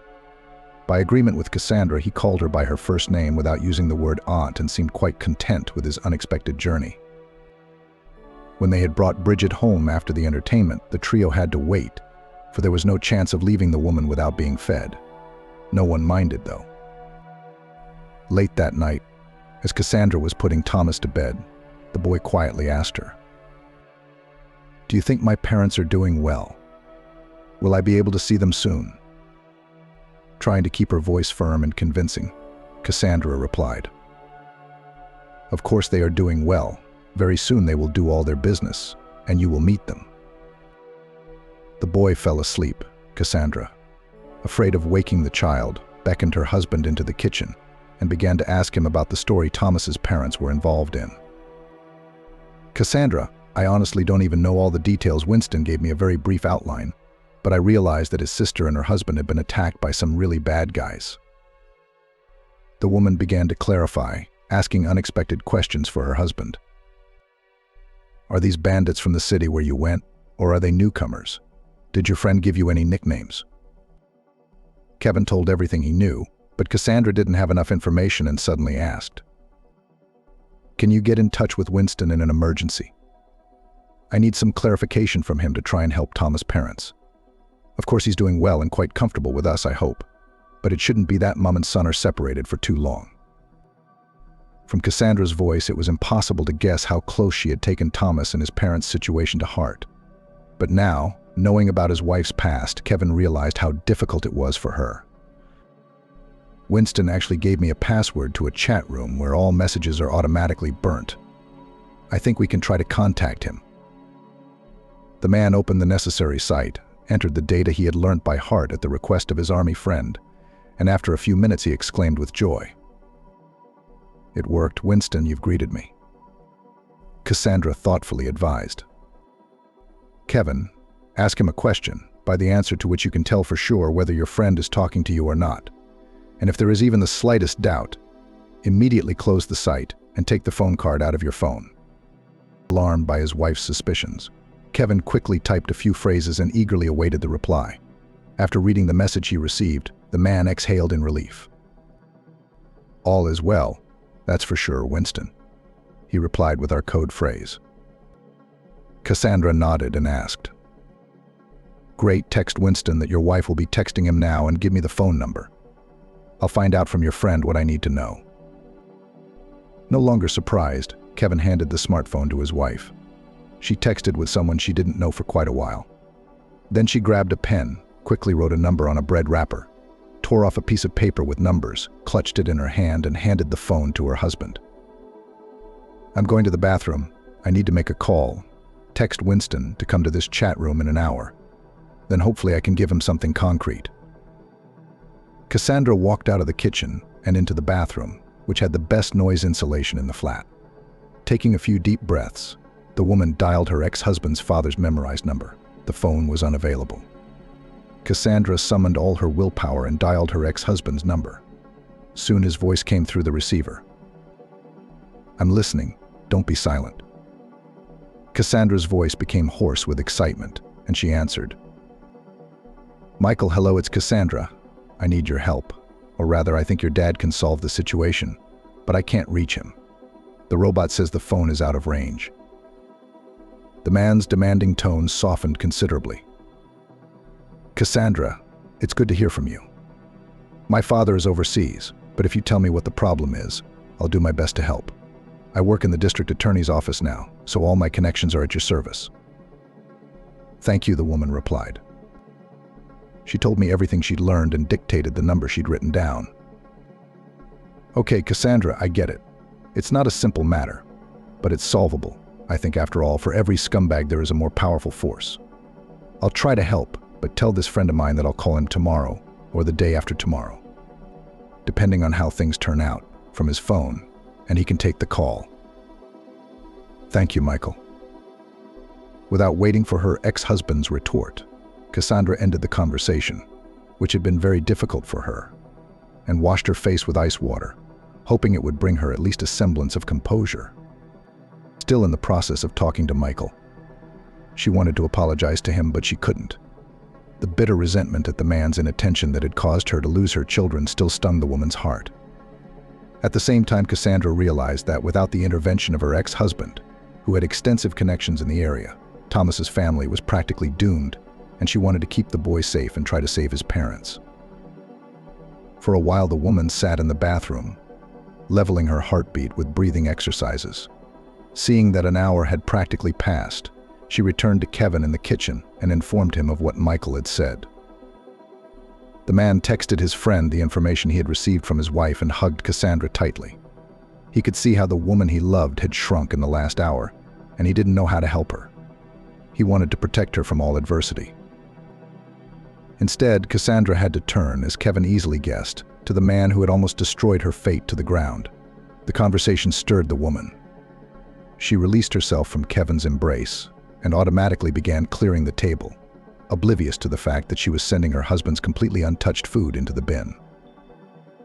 Finally, the man intercepted her hand and suggested, "Drop this fuss. It's been a difficult day and we need to rest." Even as she listened to her sleeping husband's measured breathing, Cassandra could not calm down. The images of her babies came to her eyes as if they were real. Stephen and Marcus smiling toothless smiles at her. Then they were going to kindergarten for the first time and leaning against the window, waving their little hands at her. They hand her holiday cards. Here, obviously conspiring, instead of falling asleep, they applaud loudly and unanimously when she begins to sing them a lullaby. How many pleasant moments there had been, so carefully stored, somewhere far away in her memory, and so rudely had everything been crossed out by an accident. How many times she had warned her sons not to take risks, and still they had not listened. What was the use of being angry now, though? Stephen and Marcus are gone. Their father is now the only hope for Thomas to get a hug from his mom in the very near future. At least let this woman, a complete stranger to Cassandra, be able to help Michael. Thomas began to murmur something, and Cassandra slipped out from under her husband's arm and hurried to the boy. She gently adjusted the blanket he had almost thrown on the floor, felt his forehead, fearing he was running a fever, and sighed in relief as she realized that, in her experience, all was well. Thomas opened his eyes and Cassandra sat down on the edge of the sofa and began to hum softly a lullaby. The boy had long since fallen asleep, but the woman remained seated beside him. She was so anxious for the child to return to his parents, and at the same time, she realized that she would desperately miss spending time with him.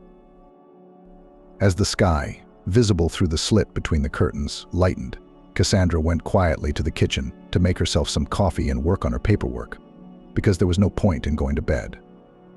In these dawn hours, there might be matters directly affecting Thomas' fate being decided somewhere far away, but Cassandra was powerless to influence anything. She had already done everything she could to overcome her mortal resentment, and now all she had to do was wait for the outcome. After carefully studying the papers, the woman made notes in the margins on a separate sheet of paper, wrote out her suggestions, and carefully tucking them all away in a zipped folder, began to prepare breakfast, trying not to make any noise. She had already decided to ask her boss to excuse her, so as not to tire the boy too much by traveling to unfamiliar places. After waiting for the time to send messages, Cassandra typed to the boss that she would pass the prepared documents through her husband and began to think of something to please the little guest, who of course was worried about the forced separation from his parents, although he tried to keep up his good behavior. When Kevin, who had showered but was still yawning, came into the kitchen, Cassandra had almost everything ready. She invited her husband to the table and asked, "Kevin, stop by on your way to Mr. Jasper's and give him the file for me. I've already warned him that I won't be able to stop by work for a few days, and if there's anything that needs to be reviewed, have him email it to me or pass it on through you. As a last resort, of course, I'll drive up, but I don't want to stress Thomas out. I wanted to go to my mother's house with him and then go to the children's entertainment center so he could have fun playing on the computer, so he wouldn't think about sad things because he was having nightmares at night." Kevin agreed to his wife's plan, and after quickly swallowing his breakfast, he thanked her and started to get ready for work. Thomas woke up much later, but Cassandra had no thought of waking him up. She wanted the boy to be comfortable. The woman fed the child and then suggested, "Let's stop by my mom's for a bit, and then we'll go somewhere to rest." A text message arrived on Cassandra's phone, and she smiled when she saw the notification that the money had been credited. Kevin had worried about his wife not having any financial problems. The woman smiled and asked the boy, "Would you like me and you to go to an amusement park? It's not too far from the city, and there are lots of fun things to do there: a laughing room, rope courses, and I think even a climbing wall. Do you like that kind of active entertainment, or maybe you prefer the cinema? That's no problem either. I haven't watched a film on the big screen in 100 years. Thomas confessed embarrassedly, "I'd rather go to an amusement park, to be honest." "Well, that's where we're going." Bridget was delighted when her daughter came to see her with the boy. It meant Cassandra believed her husband and didn't rush out and demand the child be placed somewhere because of traumatic memories. She could see that Cassandra seemed to thaw out, even after her brief interaction with Thomas, and barely made them leave as soon as possible. "Daughter, I'm feeling just fine today. Go have fun.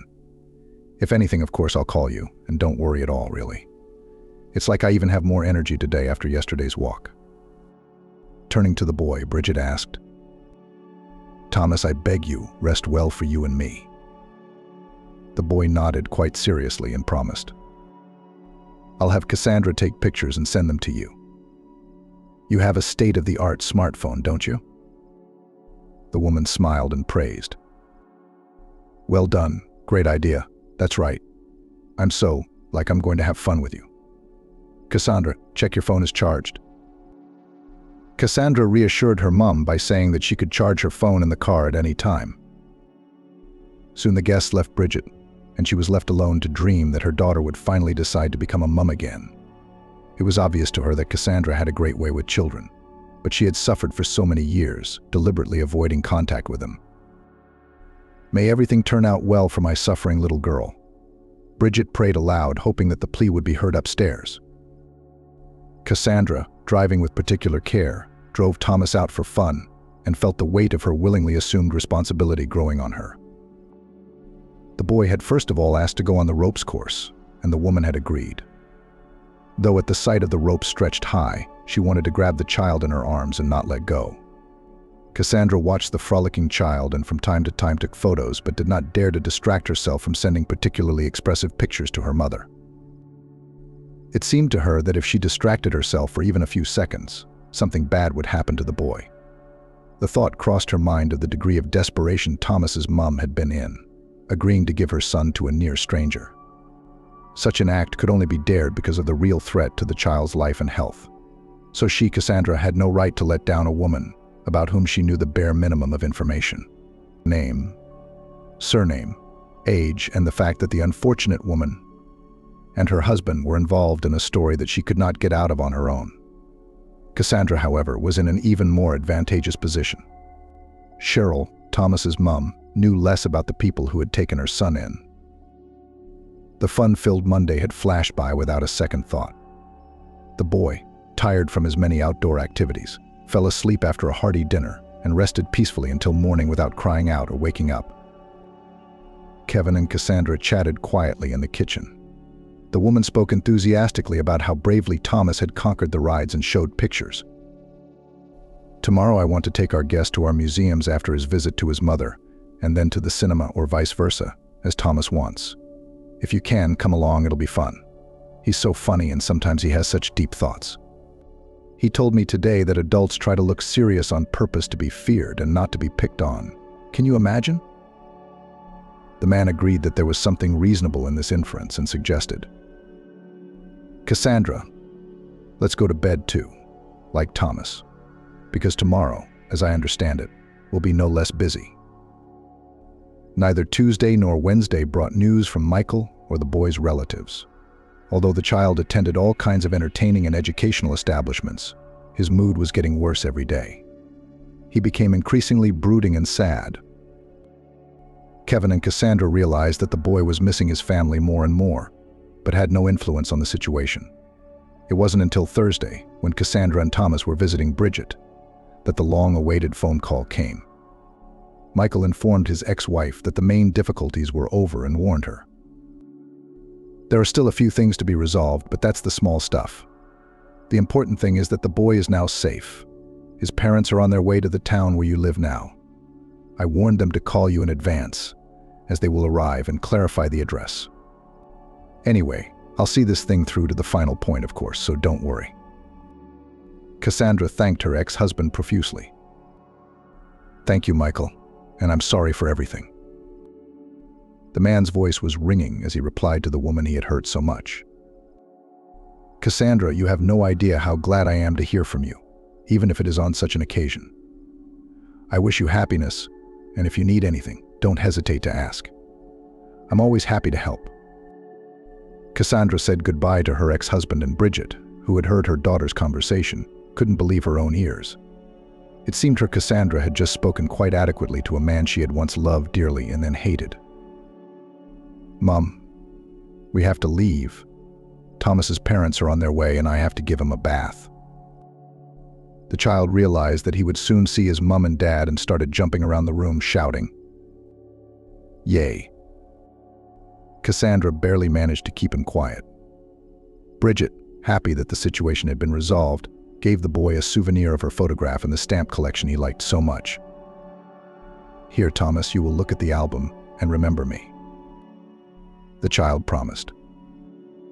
"Thank you, but I won't forget you, Grandma Bridget, even without stamps." Seizing the moment, Cassandra called her husband to tell him the good news, but it turned out he already knew. "Cassandra, Winston has already told me that thanks to your help, everything has been resolved. I'm taking a taxi home now to get ready for the guests." Cassandra was a little sad to part with the boy who had awakened in her memories of the most joyful days in the company of her sons, and she invited him to visit the toy shop on the way. "You know, I'd really like to get you something too. Choose whatever you want." The boy did not resist, but apparently shy, did not walk for a long time between the racks of toys on display, and soon he took a robot from the shelf, which was not the most expensive. On the way to the checkout, Cassandra put in her basket the aeroplane Thomas had once told her about, and a few more board games. "Oh, there's so much," said the child in surprise. "What a treat today." Cassandra agreed. "Yes, Thomas, it is a very big holiday today." By the time the doorbell rang, the boy was already cleanly bathed, and the cutlery was flaunting on the table. Cheryl, barely over the threshold, rushed to her son, hugging him and showering him with kisses. The boy's father handed Cassandra flowers, and Winston gave Kevin a firm, manly hug. After Thomas, assuming the role of an adult, introduced the parents to the owners of the flat, everyone sat down at the table. Cheryl volunteered to help Cassandra and confessed, "If it weren't for your kindness, I don't know how we would have managed. I don't know how to express my gratitude. My husband and I have raised money to cover the cost of Thomas and your inconvenience." Cassandra turned pale and replied, "Cheryl, put that envelope away immediately. Don't insult me with this act. You have a boy who will be going to school soon, so spend this money on him. And, if you don't mind, send me and my husband a picture of him once in a while. That would be the best thanks." An embarrassed Cheryl burst into tears and hugged Cassandra. When Thomas, concerned about Mum and Cassandra's long absence from the table, peeked into the kitchen, he saw the women roaring, unable to hold back their tears, and began to ask in a mature manner, "What happened? Did you bump, cut, burn?" Cassandra and Cheryl synchronously wiped away their tears. Mom reassured her son. "It's okay, honey. Everything is just fine." Hugging the boy, she picked him up, lifted him up, and spun him around. Cassandra watched the happy people and did not feel envy, but wished that this family had all their troubles in the past. After the guests left, Cassandra trustingly snuggled up to her husband and confessed to him. "You know, I think I'm ready for motherhood. Thomas proved to me that children are the greatest happiness." The man did not change his wife's mind. Soon Cassandra pleased him and Bridget with the news of her pregnancy. Exactly on time and without any complications, the woman gave birth to a daughter. The girl was named Veronica, as a symbol of victory over the terrible situation that had happened to the sister of Kevin's army friend, and victory over the terrible memories of the past.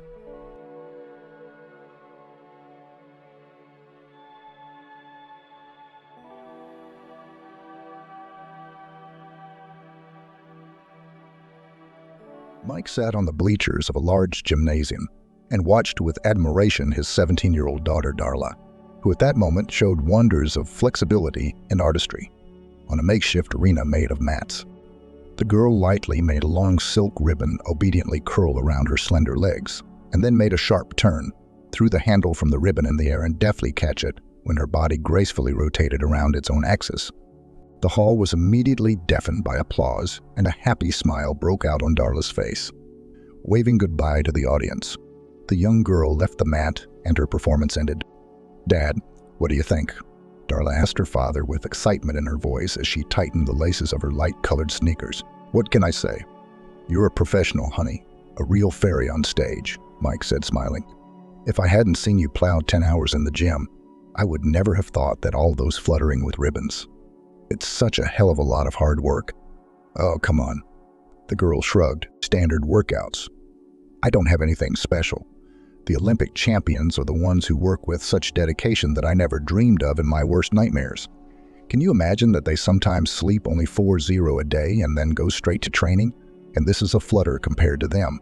So, a mere amateur." Darla shook her head, and her father gently stroked his daughter's arm instead of saying anything else.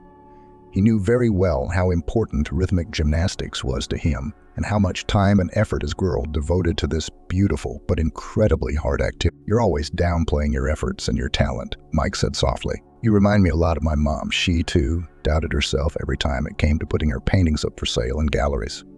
Always afraid of large-scale exhibitions." Darla looked at him with slight sadness. "If you only knew how much I miss her, Dad," she said wistfully, adjusting the antique silver bracelet on her arm, the only memory of her mother Alina that she had left after her death. Her father had once given his fiancée this lovely bauble as a token of his love, and she had never taken it off since. When her daughter turned 12, Mike gave her the bracelet. Alana and the girl, just like her mom, wore it on her right hand all the time. "Honey, you performed just fine. Mommy would be proud of you." "Believe me," her father assured her. "After all, it's still just a preliminary screening. You have plenty of time to hone the elements you're not completely sure of." Darla looked at her father with genuine gratitude and love. "You know, I'm incredibly lucky to have a father. You're the best daddy ever." The girl put her arms around her father's neck and lightly pecked his cheek. "Are you going to go to work again now?" "Yeah." Mike stretched out with a sigh. "What do I do if my managers can't close a single deal without me?" Father and daughter look at each other understandingly and then laugh amicably. Both of them knew perfectly well that no managers had anything to do with it. It was just that Mike, being a successful businessman, liked to plan everything on his own and make deals. That's why he often stayed in his office until the middle of the night or traveled for weeks at a time. The businessman did not trust his business to anyone, even his most trusted people, and preferred to keep control over everything that happened inside his company. The same kind of humor helped him further diffuse the situation at times when his daughter would have loved to spend a couple more hours with her father. Darla realized, however, that this was sadly not possible. "Okay, thank you for coming to the checkup today," she said to Mike. "It meant a lot to me, really. Daughter, remember one thing, you will always be my priority, no matter what happens, always." The businessman repeated again. After that, the two of them got into his luxury car and drove to Mike's country mansion.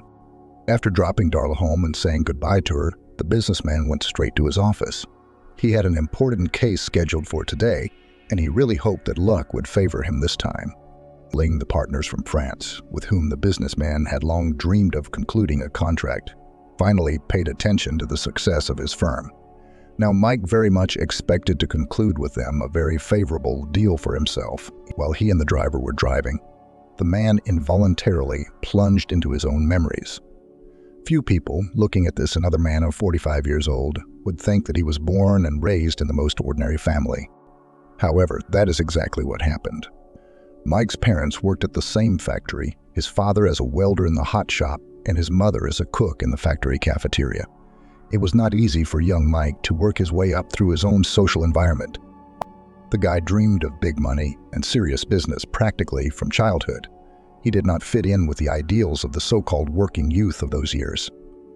Someone considered him an upstart, and someone directly called him a loser and warned that the desire for more will only come to him in a bad way.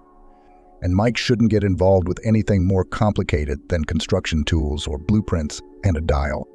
However, young Mike did not consider it shameful to be an upstart among his peers and went steadily towards his goal of stratification of business. At home, Mike was not very supportive either. But his father, unlike his mother, who was terribly worried about the future of her not moderately ambitious son, at least believed that the boy can still do something. "You shouldn't be so worried about him, Catherine," said John, Mike's father. "He's a smart kid who studies all day long. He'll be a good kid in the big city. So now he has to spend the rest of his life at the factory with us, mowing his health for nothing." Catherine only shook her head and wept. "John, dear, look at him. What kind of businessman is our son? It is so not serious. He's so puny, so weak. He even got a certificate of exemption for physical education. They'll torture him there, and that's all." Still, Mike was absolutely sure that what he had planned would work out, and therefore he was intensively preparing to enter the Faculty of Economics all summer after graduation. The hard work and desire of the guy was eventually rewarded. Having entered the budgetary place in the university, Mike immediately moved to New York, where he was even allocated a room in the student dormitory. The mother of the guy to the last did not believe that her poor boy leaves to conquer the big city. However, her spouse explained to her that such a smart and talented guy, as their son was, just did not understand. "Catherine," John tried to reason with her, "he has absolutely no future here, unlike in the big city, where he can put all his calculating skills into practice." Catherine still cried as she did so, but eventually resigned herself to it. She sincerely wanted her son to succeed, and he would find his happiness in a noisy and bright metropolis. Over the next 5 years, Mike pleased his parents and his teachers with success in his studies. The guy was considered one of the best students in his course at the university, passing each session only for excellent grades. Mike's father was very proud, and his mother began to realize that her husband was right. They were already making grandiose plans for their son's future when a terrible tragedy happened in their lives. Both spouses died in a terrible fire that occurred on their property. The fault of drunken neighbors. They had a party in their house and did not watch the stove. And at night, the fire broke out with terrible force and immediately spread to the roof of John's bathhouse, which stood right next to the neighbor's house, separated from it only by an old fence. When Mike's father woke up and rushed to put out the fire, it was too late. The bathhouse was almost burned to the ground, and the flames were starting to reach Catherine and John's house, trying to knock down the fire. The couple used up all the water that was on their property and wanted to give up this thankless task, especially since the fire department was in no hurry to come to their remote village.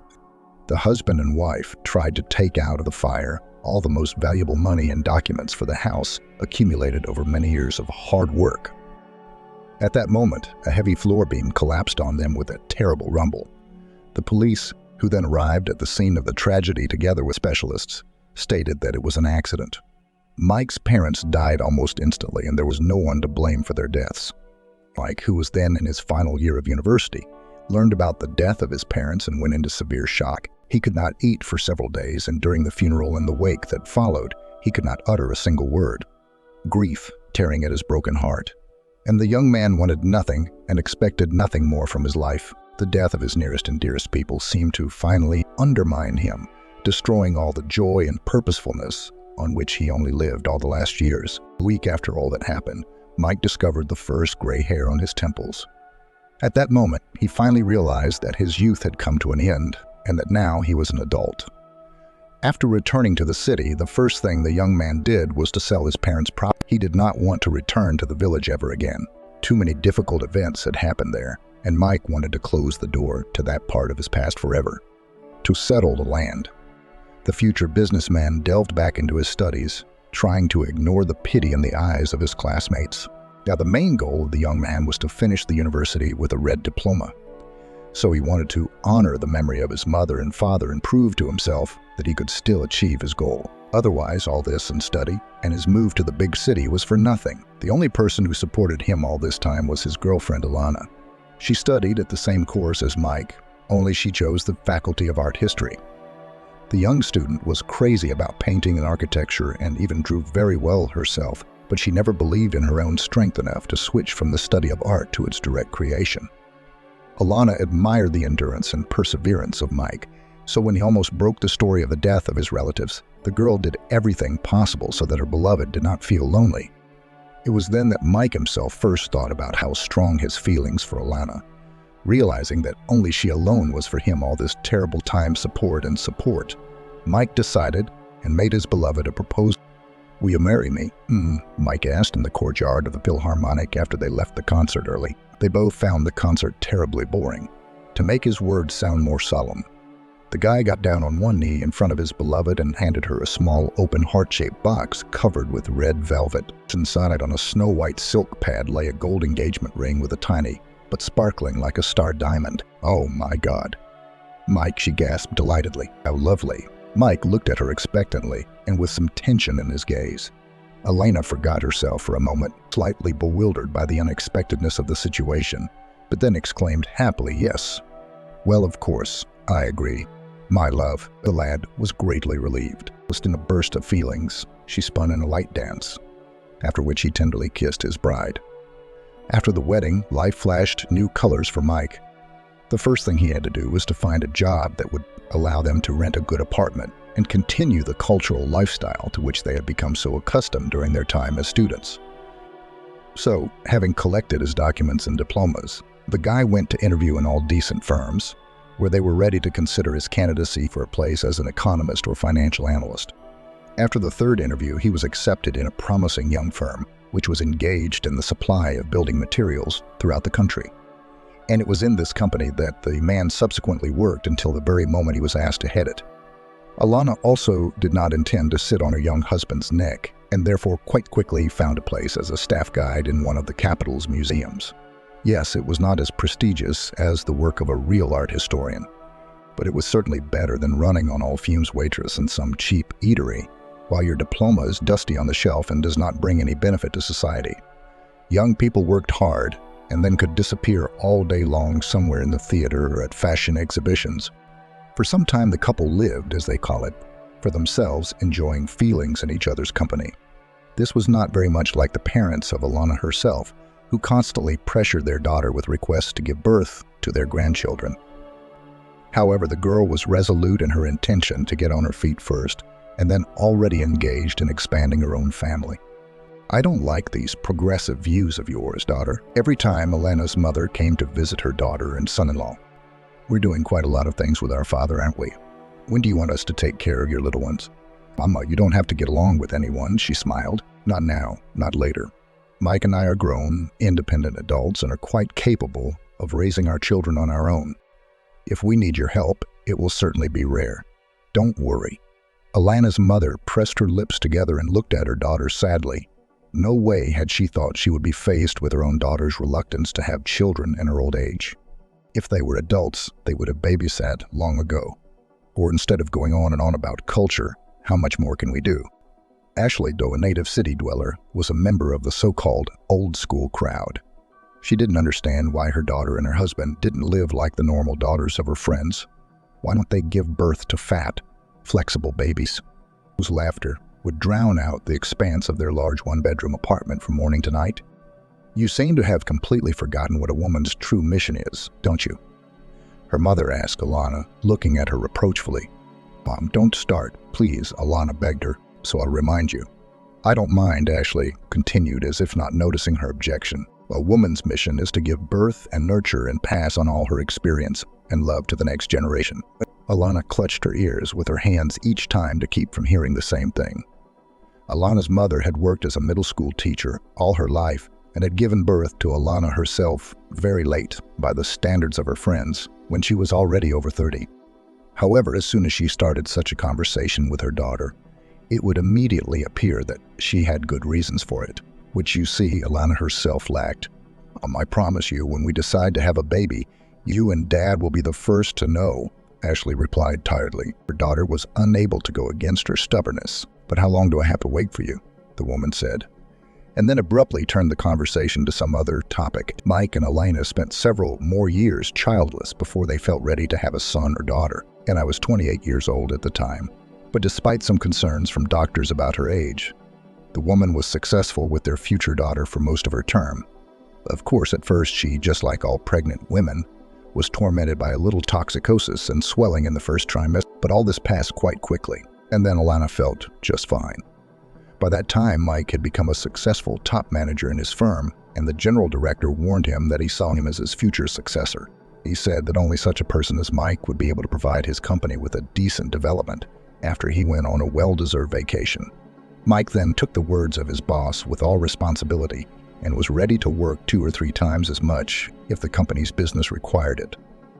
At the same time, he was not going to miss the birth of his wife, about which he warned management. The director reacted surprisingly calmly, to such an extent he trusted his best employee. So he gave Mike something like a mini maternity leave during the... Elena was already choosing a name for the baby when the news of Ashley's death suddenly broke. Mike received a call that day from Alana's father, who told him that his wife had had a heart attack during the night. Mike was devastated by the news and for a while didn't know the best way to tell Alana. He was very worried that such a shock could adversely affect the condition of the child. So at first, he even thought not to tell his wife anything before the birth so that she did not worry. However, nothing came out of this idea, as Elena very quickly realized from his face that "You're hiding something from me. I can see it," she said to Micah as she lay in the labor room, stroking her large rounded belly. "Realize by not telling me anything, you're only making it worse." Her husband looked at his beloved wife, and in his eyes, Alana saw regret and pain. "What's wrong?" the pregnant woman asked him again, more insistently. "Or something with my parents." "Don't be silent. Tell me." Mike sucked in more air into his chest before slowly speaking. "Dear Alana, you just don't worry. Your mom?" What is it?" she said, pale, even though she had already realized that she was in trouble. "She's no longer with us," Mike said quietly, lowering his head. For the next few moments, Alana sat silent and unmoving. The man began to worry if she had gone into shock, when her spouse suddenly exclaimed several times, and with the words, "Mommy, mommy, honey, why did you leave?" She burst into tears at the top of her voice. Mike tried to calm her down as best he could, but quickly noticed that his wife's sobs had at some point turned into painful screams. So he called for a nurse, and the nurse, after a cursory examination of Alana and probing her abdomen, stated that she was in labor. "Oh God, it hurts." Alana cried out once again as she was wheeled on a gurney to the delivery room. Mike had been there the whole time, saying something encouraging to his wife, though now, after so many years, he couldn't remember exactly what it was. He wasn't allowed to go to the operation. So Mike was forced to spend the next few hours in the corridor, sitting on a hard, uncomfortable chair and listening to the incessant cries of his wife from behind the door. The businessman remembered that at some point his nerves got the best of him and he simply passed out. He came to his senses only after the doctor who delivered Alana shook him violently by the shoulder. "Mike, you're not feeling well, wake up, please." The man struggled but regained consciousness and began rubbing his face with his palms to quickly regain wakefulness. When he looked up at the doctor, he immediately realized something was wrong. His face was as white as chalk. The hand that had just awakened him was cold as ice and somehow lifeless. "How is my wife? How is Alana? Is she feeling well?" The first thing the businessman asked the doctor and nurse quickly glanced at each other. The doctor then informed Mike, "I'm sorry, Mike. We did everything we could for your spouse, but the bleeding was too much. Plus, the baby girl was very large. In coming out, she hit a vital artery in Alana's body. She didn't stand a chance." Again, my condolences. Mike felt his chin shake finally with horror then. Salty tears sprang from his eyes of their own accord. "No," he whispered, and shook his head negatively. "No, it can't be. She couldn't die, she couldn't." He said, "Take Mike to the spare room and sedate him." The doctor commanded the nurse. We don't want him throwing a tantrum in here. The man himself did not remember how he had found himself in the ward, lying on the hard bed and staring at the ceiling at a single point next to the old chandelier. It was only now beginning to dawn on him that he had lost her, lost his Alana, the only woman he felt truly alive and happy with. They'd been married for almost 8 years. 8. He couldn't even believe it then. It seemed to him that they hadn't been married more than a week or two, and now she was gone. God, he roared like a wounded animal. For what? All that was left in his chest. All remnants of his soul seemed to have been scorched to the ground. The pain of loss was so intense that he felt it physically, right where his tortured heart was located. It wasn't until later that he remembered that he had a child. A girl, my daughter? What's wrong with her? Mike asked, silence surrounding him. Jumping out of bed, the man rushed to the doctor's office and asked the surgeon, who delivered his wife, the same question. Calm down, please sit down. The doctor pointed him to a chair. When Mike reluctantly complied, the woman continued. Your daughter is fine. She's in a postpartum pod right now. That's perfectly normal for her situation. The businessman looked at her as if his future depended on her words, considering her mother is dead. Subsequent nutrition for the baby will have to be done solely by artificial feeding. So I suggest you look into the matter as soon as possible. The doctor looked at Mike a little sternly, but when she saw that he was genuinely worried about the fate of his child and at the same time experiencing the tragic death of his wife, she softened considerably. Look, I understand what you're going through, honestly, but you are not the first and, unfortunately, not the last man whose wife dies during childbirth. It happens, and there's nothing you can do about it. The doctor leaned closer to the businessman and continued. The only thing you need to think about right now, the only thing you need to focus on as much as possible, is your little girl in the newborn box. So be a role model for her. Be strong, confident in your own success. Believe me, children read all this no worse than adults. In addition, it will help you get closer, which for a child who lost his mother in the first few hours of life is incredibly important. Mike nodded slowly then and swallowed with difficulty the huge acidic lump in his throat. If all of what the doctor was saying was true, then he would be the best father in the world to his daughter. When he was allowed to pick up his daughter, Mike almost cried when he saw the tiny baby girl in the pink warm envelope. That same day, he gave the girl the name Darla, which in translation from Greek means winner. For the next 17 years, the businessman did everything possible for his daughter so that she never for a minute did not stop feeling his love and support. Although at first it was very difficult for the single father, but he still managed to survive this difficult period. Despite being constantly busy, Mike still tried to be there for his child whenever possible. Darla never spent a single birthday or New Year's Eve alone or surrounded by only babysitters and daycare children. So when a daughter at the age of 4 became seriously interested in rhythmic gymnastics, the father only marveled at the willpower and stamina of his nondescript Darla. The girl's grandfather, John, in the early years of great help to his son-in-law, took the little girl to the section and later into competitions. Darla adored her grandfather and considered him her second best friend on earth after her father. Unfortunately, John was already quite old at that time and, like his late wife, had heart problems. When the granddaughter turned 9 years old, her grandfather passed away. The cause of the man's death was a massive stroke, which immediately gave a fatal complication to his heart. Darla cried very long and hard at the time. She could not imagine life without her beloved grandfather. So Mike was forced to take an unscheduled vacation at his firm for an indefinite period of time. For the next 2 weeks, he never left his daughter's side, constantly improving and distracting her until the little child's grief gradually subsided. In time, Darla returned to her usual routine and constant training, and this was the salvation that helped her to finally calm down and become stronger and more solid in spirit. I will dedicate every victory I win to my grandfather, Darla promised her father. I believe both he and Mom and Grandma are all watching over me from heaven and would really like to see me succeed in sports. Of course, dear, the businessman smiled fondly, stroking his daughter through her soft, light brown hair. You know, you're an incredibly wise girl. I'm really glad you were able to let go of Grandpa and continue to enjoy life. I love you, Daddy. Shortly, Darla answered him and hugged her father tightly around the neck. Mike, are you okay? Can you hear me? Announced the businessman and his driver when they were already approaching the office, thus bringing the man out of his reverie. Why?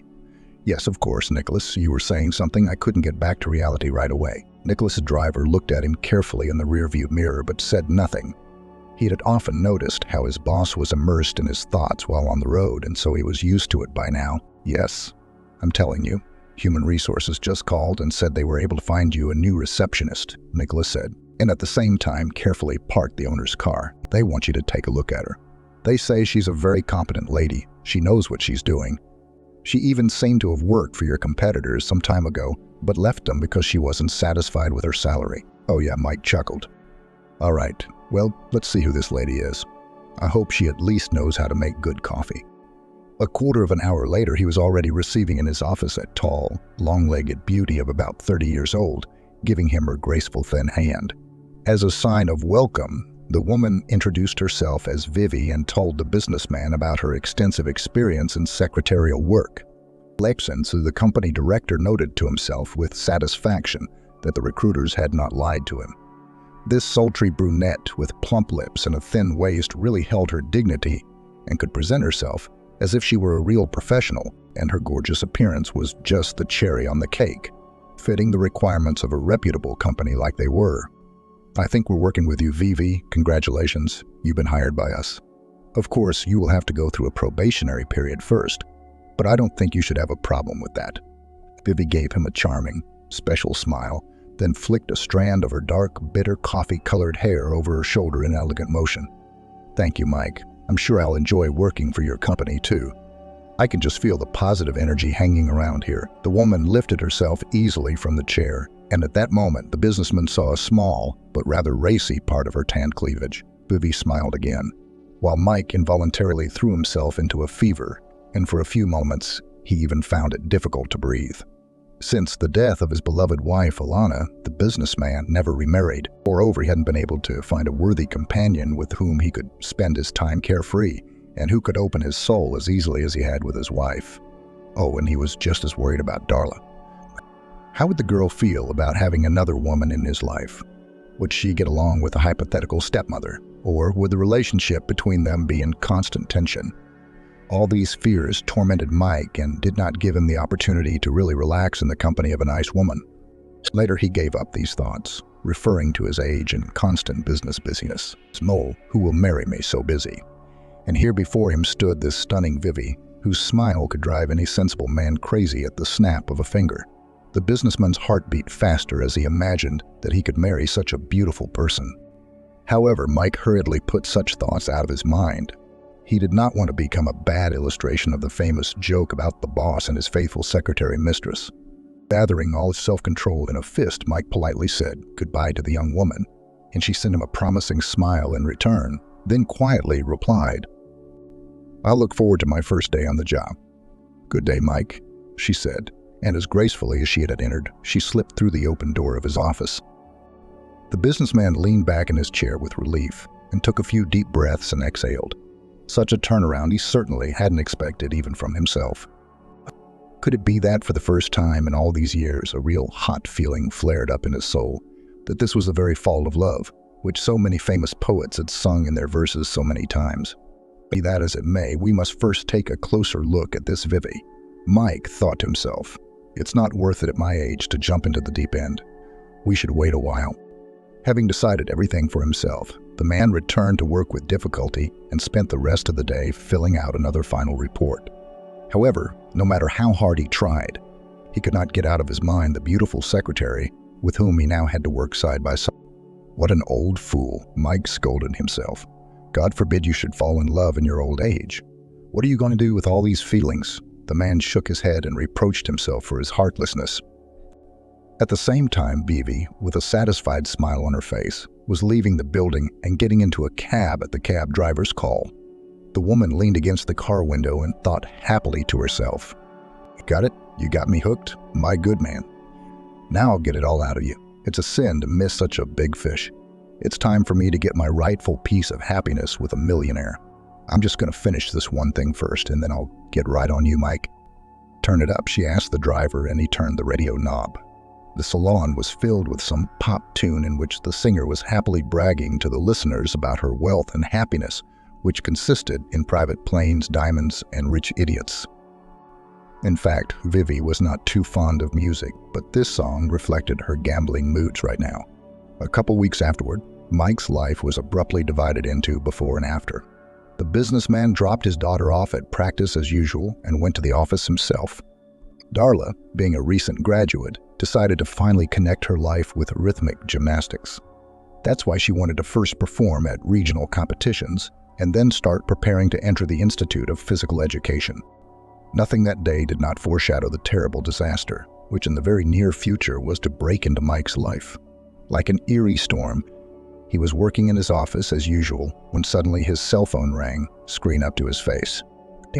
The man was surprised to see that it was his daughter calling. Strange, the businessman thought to himself. Darla never calls during practice, and that something was up. Feeling a slight uneasiness in his soul, Mike answered the phone. "Hello," he said cautiously. "Hello? Hello, Mike?" An unfamiliar female voice asked him. "Yes," the man replied in a shaky voice. "And why are you calling from my daughter's cell phone? Who are you?" There was a second pause on the other end of the line, and then the same voice spoke. "My name is Tina. I'm your daughter Darla's coach. Your little girl just fainted right during practice. I don't know what happened to her, but an ambulance is taking her away right now. You better come to the hospital." I dictated the address. Mike felt the ground go out from under his feet, everything going dramatically dark in his eyes, barely able to keep from passing out himself. He wrote down the address of the hospital, and after drinking a large glass of water with a sedative tablet, he drove. When he explained at the emergency room who he was and who he had come to see, he was immediately taken to the doctor who had been dealing with Darla's condition since being admitted to them. As he looked at the doctor, the businessman noted with annoyance that the expression on his face was very worried. "Explain to me what's wrong with my Darla," Mike asked him as they entered his office. The doctor hesitated, a little unsure how to begin. Then he asked with a sigh, "Tell me, have you ever noticed any suspicious symptoms in your daughter? Sudden bruises, weakness, elevated body temperature for no particular reason?" The businessman shook his head confusedly. "No, never. I have a daughter who's an athlete. Of course she often gets bruises. But none of the things you just mentioned anyway. Darla has never complained about anything. You see, I work a lot, though I try to be home more often, but it's not always possible." The doctor twirled the pen in his hands thoughtfully before answering. "I see. In that case, I have some bad news for you." Mike tensed all tense, unable to even contemplate what the doctor was going to tell him. "For God, what's wrong with my daughter?" he asked quietly. "It's suspected that Daria has acute leukemia. An examination has shown that she has monstrously excessive levels of certain enzymes responsible for blood clotting. Unfortunately, such a disease can appear in a person at almost any age. And teenagers who are actively engaged in physical activity are, alas, also at risk." Blake lowered his eyes, unable to look at the doctor. It had not yet fully dawned on him that his daughter was in mortal danger. Glancing down at his lap, the businessman was surprised to note how his hands were shaking with a fine tremor. It seemed to the man that he was in some terrible nightmare dream from which there was only one single way out to wake up. "Tell me, is there anything I can do to help her?" The businessman asked the doctor in a drooping voice. His own voice seemed as if it were a stranger to him, as if he saw and heard himself from the outside, as if in a movie. The doctor looked at him carefully and answered with a sigh. "Yes, but we don't have much time. We'll still do further examination. So for now, the girl will remain under our care. You can have your blood tested. If you get a complete match, then we can perform a bone marrow transplant from you to your daughter. It's the only way to completely beat the disease." A tiny light of hope flashed in the businessman's eyes at the doctor's words. "Of course, doctor, I'm willing to do anything, even give up my whole self for parts, just to make my little girl well." "Good," he nodded. "Come along then. You need to be prepped." Mike stopped the doctor here, touching his arm lightly. "Excuse me, but can I see Darla? I need to talk to my daughter, explain things to her. I mean, she must be in such a state of terror right now." The doctor's voice sounded soft as he replied, "Don't worry. She already knows everything. Your girl is a real fighter. She took the news so calmly." The doctor looked at the businessman with slight envy. "You know, if I had a daughter like that, I would be incredibly proud of her. Such resilience and will." Mike nodded absent-mindedly. "Yes, I have her like that. You're not the first person to say those words to me." A few hours later, when all the necessary tests had been run, the doctor left the office, looking glumly at the results. From the look on his face, the businessman realized that the doctor was very unhappy about something. "Doctor, how can I be a donor for Darla?" The doctor slowly tore his gaze away from the papers. His eyes were full of regret and sadness. To my great regret, Mike, you are not a match. The world at that moment instantly lost all of its colors in the businessman's eyes. Mike felt his hands sharply pricked, and therefore slowly sat down on the edge of the chair standing in the hall. Why? He could only ask. It happens often, the doctor answered as calmly as possible. Don't get upset before the time. You just need a closer relative with similar genetic material. Tell me, does your daughter have any siblings? Maybe the girl's mother could try donating her blood too. The depressed millionaire could hardly answer. Her mother died years ago in childbirth. I am the only one she has left. Darla has no brothers or sisters. The doctor pressed his lips together and took a seat next to the businessman. Then you have only one option left to urgently find a donor. I will, of course, send a request through my channels, but the chance of finding one so quickly is slim.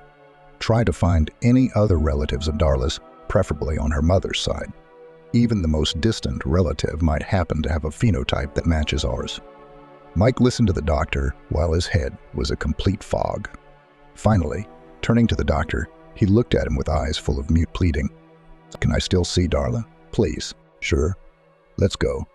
The doctor responded instantly and led the man to the private room where his daughter had been transferred at Mike's request after her initial examination and all the necessary care. Daddy, Darla exclaimed, and her father rushed to her, clutching his daughter tightly in his arms. Darla, honey, how are you? He asked the businessman. Tears were already glistening in his eyes. Darla looked very pale, but she was still holding up well. When she spoke, her voice sounded almost cheerful. Normal, considering what happened to me. Dad, how is this possible? Why did this disease... There was no fear in Darla's eyes, yet a huge question shone in them. And also a sense of injustice. What about my competitions, my training? The girl tried to talk about the most everyday things, obviously trying to push away the worst thoughts that way. Mike smiled at his daughter through her tears and stroked her face as gently as if she were made of crystal. I'm afraid we'll have to say goodbye to that for a while, he said slowly. The most important thing now is your health. After a moment's silence, the businessman decided to be honest with his daughter. Darla, unfortunately, I won't be able to be your donor. My blood is not suitable for you, but I will definitely solve this issue. I'll find a donor, I promise you. Upon learning that her last hope had dissipated like smoke, Darla couldn't hold back her own tears. How many dads? What? How many dads? He didn't understand. How much do the doctors give me? The man sighed heavily. And because of that sigh, the girl realized that she didn't have long to live. I see, Darla slowly muttered. It turns out that this may be our last meeting. The girl looked at this so piercingly that the businessman's heart clenched. No, of course not. Mike tried to reassure her. I'll be sure to come to you again. I'll just try to find someone whose blood is exactly right for you first. I'll save you, daughter. I swear. Darla slowly stroked her father's cheek, saying, Promise me you won't give up, even if I'm not in your life. You absolutely must live and remember me. Then I will be at peace up there. The girl raised her eyes to the ceiling, referring to the sky where her mother, grandfather, and grandmother resided. Don't tell me such things, exclaimed Mike in despair. You will live. Do you hear me? You're going to live. Mike began to cover Darla's hand with kisses, then assured her that he would come visit her in a few days. His daughter gave her father a final kiss on the cheek, after which the businessman handed her over to the doctors and left the hospital as if he had just been run over by a train. A month. Only a month was left for his daughter because the disease came upon her with terrible force. The doctor said the leukemia outbreak could have been triggered by extreme stress on the eve of the competition. For the first time in his life, Mike regretted giving his daughter to rhythmic gymnastics. From helplessness, the man sank down on the cold stone steps that led to the medical center and in despair wrapped his arms around his head. What should he do now? Where to get that damn donor when Alana's entire family had been dead for a long time, and he had never even heard of another relative. At that moment, he saw a woman stop in front of him. Or rather, he didn't even see all of her, just her feet shod in summer-open sandals. A long skirt of light material was building around her legs, and Mike slowly raised his worry-weary face to her. Who are you? He asked, looking up at the street fortune teller smiling at him as she strolled leisurely through the city streets at this hour. I, Hannah, the fortune teller replied solemnly and held out her hand to him. I see you need help, dear. Let me give you a fortune telling on your hand. Don't be afraid, I won't take any money from you. I see when people are genuinely worried about their troubles, and when they are asking for a fortune-telling for fun. The most interesting thing was that this Hannah did not look at all like some gypsy from a traveling tabor. She was a decently dressed young woman of about 25 or 27 with long blonde hair in a high ponytail and a light blue denim jacket thrown carelessly over her white, aristocratic shoulders. The blue eyes looked at Mike with such genuine sympathy and warmth that he didn't have the heart to turn her away. "I don't think you can help me," the businessman replied tiredly. "I don't think anyone will be able to find the answer to the question that now occupies me more than anything else in the world." The fortune teller's eyebrows rose in amazement. "You don't believe in the power of my gift? Or do you think that because I don't look like a gypsy, I'm of no use to you?" "I have an Irish gypsy grandmother, by the way." Mike looked at the girl curiously. "That's the first I've ever heard of such a thing," he said, and rose slowly to his feet. "Well, Hannah, if you're so sure, then please." The man held out his hand to the fortune teller and she instantly took it, scrutinizing the tiny lines on his palm and fingers. All the while Hannah was twirling his hand back and forth. And at the same time she kept muttering affirmatively, as if she had already figured it all out and was only looking for the latest confirmation of her amazing discovery. "It's clear." Finally, she looked at the rich man with genuine concern. "Do you have someone on your bloodline sick? A very close daughter or sister? I think it's the daughter after all. You want to help her, but you don't know how fate says you need to find another. Then you can save her." Mike, who had been standing there all this time listening to the fortune tellers with undisguised amazement, suddenly frowned sharply. "I mean, how is that finding another? What does it all mean?" Hannah took another quick glance at his palm and nodded affirmatively. "That's right. There can be no doubt. The prophecy says so." Mike pulled his palms from her hands, muttered disappointedly. "What kind of nonsense is this? I mean, I almost fell for it." "Jesus," Hannah, realizing the businessman didn't believe her, only shrugged. "It's up to you. I told you the whole truth as it is. This is the salvation for your daughter. If you let it go to waste, you won't remember me in a bad word because I warned you." With those words, Hannah strode dutifully away toward the park, leaving the anxious and shocked rich man alone with his thoughts. Find another. What on earth could that possibly mean? Meanwhile, the businessman puzzled. Although he did not believe in the predictions of this strange blonde, but his gut felt that there was something useful in this phrase, something that would help him find a way out of his dire situation with Darla. Hannah was on her way home when she witnessed a horrifying scene. Walking across the bridge, the fortune teller saw a young girl of about 17-18 years old climbing over the railing. The intentions were more than easy to guess. Hannah rushed to her and only by a miracle managed to grab the unfortunate girl by the shoulder, pulling her down with force. "Are you out of your mind?" she shouted at the girl when she was already sitting on the pavement, holding on to the railing. "Have you had enough of life or what? What if I am?" The unfortunate girl shouted back at her, and large tears came to her eyes. "If I simply have nothing and nowhere else to live, what do you want me to do and collect alms?" Having breathed a little, the street fortune teller knelt down on her knees beside the girl. "Look, I understand you're going through something.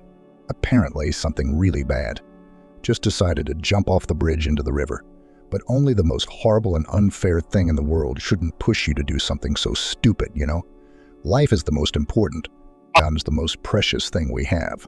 Can't you just try to walk away from it like that?" The young stranger looked at the fortune teller, and her face reflected hopelessness and anguish. "Tricked," she tried to explain. "So deceived that now I don't know how to go on living or what to do at all."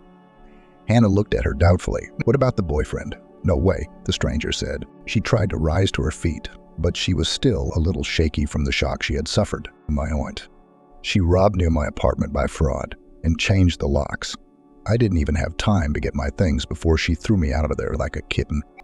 The girl covered her face with her hands and wept bitterly. She especially felt sorry for the young, stupid one who was ready to give up her life because of some miserable square meters. Then the fortune teller suggested to her, "You know what? Let's go to my place now. I'll give you hot tea and we'll eat something at the same time. And you tell me everything in detail, who and how you cheated. I may be able to help you in some way." The girl looked at her with red, tear-stained eyes and nodded gratefully. "Thank you. And please forgive me. I didn't mean to scare anyone. It's just the way I am, out of desperation. Don't worry, I'm not vindictive." The fortune teller smirked and extended her hand for an introduction. "My name's Hannah. What's yours?" Ursula nodded, and the girl replied, "What a beautiful name you have. It's something European or Greek," the fortune teller explained. "It's just rare now. My grandmother chose it for me. She kept hoping I'd make fewer mistakes in my life than my mother did." The young woman explained to Leslie that the name Hannah translates from ancient Greek as pure, and the fortune teller's mother was characterized by excessive love and mobility, for which she eventually paid the price. Her grandmother said she was sent to the other world by one of the ancient fans, Hannah said, in between, while they put the kettle on and put the flavored shortbread cookies in a saucer. By this time, they had arrived at the fortune teller's small apartment. What a horror. Leslie flung up her hands. "How on earth did you survive that?" The woman only shrugged and threw her jacket on the old plush couch. "I don't know. I was only 5 at the time. That's how my grandmother raised me. She used to take care of me all the time before that, while my mother was getting her own life together. And when all this happened, she took me away from the Tabor and moved here, to the city. We've lived together ever since. She taught me her skills, and I was the best domestic helper for her. It's just a pity she didn't live to see my high school graduation. My grandmother made me such a dress that all my classmates were green with envy the whole evening. Losing a mom is the biggest tragedy in a person's life," Leslie said wistfully. Then she added, "I lost mine recently too. Just 4 months ago." "I'm sorry." The fortune teller lowered her eyes. "What happened?" "I'm sorry if I'm prying. You promised me you'd tell me what happened to you. Remember?" Leslie looked sadly at her new acquaintance. "The accident. Mom was coming home from work and crossing the road at a green traffic light. At that moment, some car just oversteered. The police said it had a brake failure or something. Anyway, Mom was gone, hit by a car." Hannah looked at her sympathetically, and then she showed up. "That's her sister, my aunt," the girl continued. "I was just out of high school and wanted to go to the institute to study history. It all came upon me so suddenly and terribly on my mom's death, not knowing what to do next." Leslie sighed heavily before continuing. "She showed up at the funeral for the first time. She was all beautiful and caring. She helped me with the wake. But then when all the guests left and it was like she'd been replaced, cold, calculating bitch, that's what she turned out to be." "Yes. You and your aunt have a strained relationship," Hannah said, startled. "That's an understatement," Leslie said, angrily, wiping away tears with her fist. "I mean, she only wanted her mom's apartment. That's all. She complained to me that I was the only one living in such a huge 2-bedroom, and she had to go to rented apartments. Since she's a sister, she's also entitled to a part of Mom's property. I tried to explain to her that there was no mention of her in the will. However, this woman was just incredibly stuck." The fortune teller listened without interrupting, giving the girl a chance to speak. "In the end," Leslie continued, "my aunt suggested we split the apartment so that neither of us would be offended. I was a little upset, of course, but then I felt sorry. She and my mom really haven't had a good relationship all their lives. I don't know what caused it, but it must have been something serious. It's unlikely they'd have quarreled over some nonsense." Leslie took a big sip of tea and finished her unfunny story. "Anyway, I agreed to the exchange, but she brought in her lawyer, and I couldn't even read what I was signing. It's my own fault, of course. I probably should have insisted that I was given time to familiarize myself with the documents. But in fact, it turned out that there was no exchange. And I signed her, this aunt, a deed of gift for my mom's apartment." Here, the girl again could not contain her feelings and cried literally to tears. "What a fool I am." The girl scolded herself. "How could I believe her?" "Well, you didn't know that she would want to do such a mean thing to you," the fortune teller tried to comfort her. "It's always the last thing you expect from the people closest to you." But Leslie only shook her head negatively. "I should have sensed, should have guessed that since she was acting so strangely and persistently, she was definitely up to something wrong. But I fell for it like a stupid chicken." The girl said that when she returned from the preparatory course for the institute the next day, she could not get to her house. The girl pounded on the door for a long time, until the aunt opened the door and announced that the apartment now belonged to her, and hers she had just cleverly contrived. "Can you imagine my feelings?" she asked the fortune teller. "She told me that she had changed the locks, and now there was nothing in this house that belonged to me. And when I asked her, 'Where do I go now?' knowing what she told me, Hannah looked at the girl curiously. Said I could try to get into the institute the first time and go straight into full-time study, on a budget. Then they say I will be assigned a room in the dormitory and will have a place to live." The young fortune teller was amazed at the cynicism of this horrible woman and patted her shoulder. "Okay, don't worry, so we'll think of something. Until then, you can live at my place as long as you want. Girl, you're a good one. I can see you're not lying about your aunt and your situation. Any of us could be in that situation. If you only knew what I sometimes see when I'm walking around the city and reading people's hands or cards." And Hannah shook her head meaningfully. A tiny flicker of hope appeared in Leslie's eyes at that moment. "Thank you so much," she thanked the fortune teller fervently. "I'll definitely get a job. You'll see. I'll help you clean, I'll help you cook if you want." In response, Hannah advised the girl not to worry and promised her that she would definitely think of a way to teach her aunt a lesson and get Leslie her rightful apartment back. For the next couple of weeks, Leslie lived in Hannah's tiny apartment and helped her around the house. While the young fortune teller earned a living for herself and her entertaining passers-by in the park at the weekend fair, as well as doing personalized card readings and making individual astrological forecasts and horoscopes, for which, as Hannah assured her, she was always paid the most money. Leslie also wasted no time and went all sorts of interviews, all the same. After all this shocking story with her aunt in the apartment, she could not properly prepare for the entrance exams. That's why she decided to try to find some kind of job, not to hang on Hannah's neck, and at the same time to get the experience she needed, without which she was not wanted to be hired by the less decent companies. In the meantime, Mike was trying to hold on with his life. He was constantly looking for a suitable donor for his daughter, but so far everything was to no avail. As before, the businessman visited Darla in the hospital, but each time he became more and more convinced that she had only a little time left. Despite the coordinated, competent actions of doctors, as well as the necessary drugs in such a situation, the girls still needed an urgent operation. Everyone, including Darla, understood this perfectly well and did not give up hope of finding her donor at last. Remembering the fortune teller's strange prediction, Mike could not figure out its basic essence. However, he still listened to the words of Hannah, the bloodline, and hired the best detectives in town to try to track down any of his late wife's distant relatives. "You need to calm down, Mike," Vivi said affectionately, walking around him and handing the man a cup of coffee with dark bitter chocolate on a platter, the businessman's favorite treat that helped him relieve a lot of stress. "I'm sure sooner or later you'll reach your goal and Darla will recover." At the same time, the secretary looked at her boss with such a languid gaze that he had to look away. And he, of course, still liked this gorgeous woman very much, and she didn't seem to mind trying to take their relationship to the next level. Except that Mike wasn't really interested in that right now. His first priority, as he'd always said, was his daughter. Seeing that she couldn't win the millionaire over, Vivi was only breaking her fingernails under the table, giving him the friendliest smile she could muster. Damn that Darla of his, the woman was tearing in metal in her thoughts. She should have gotten sick right now, when he and I were just starting to have something to stick. Couldn't wait a year for me and her daddy to get married in there. She could have switched her own. No one's stopping me. I'd get his whole fortune if I did. I'd find a way to make good use of my money. He had such devious plans.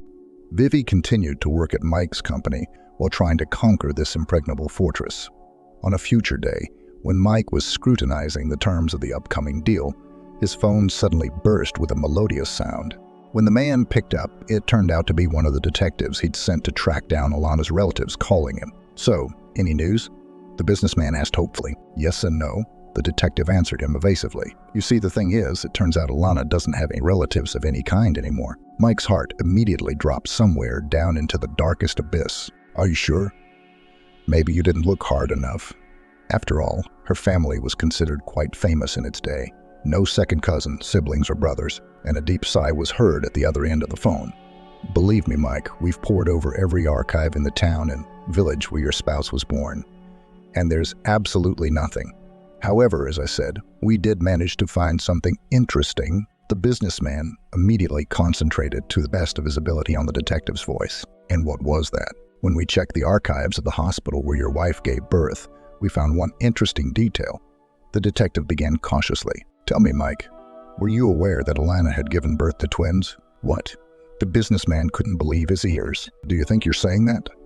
"Sam, what twins?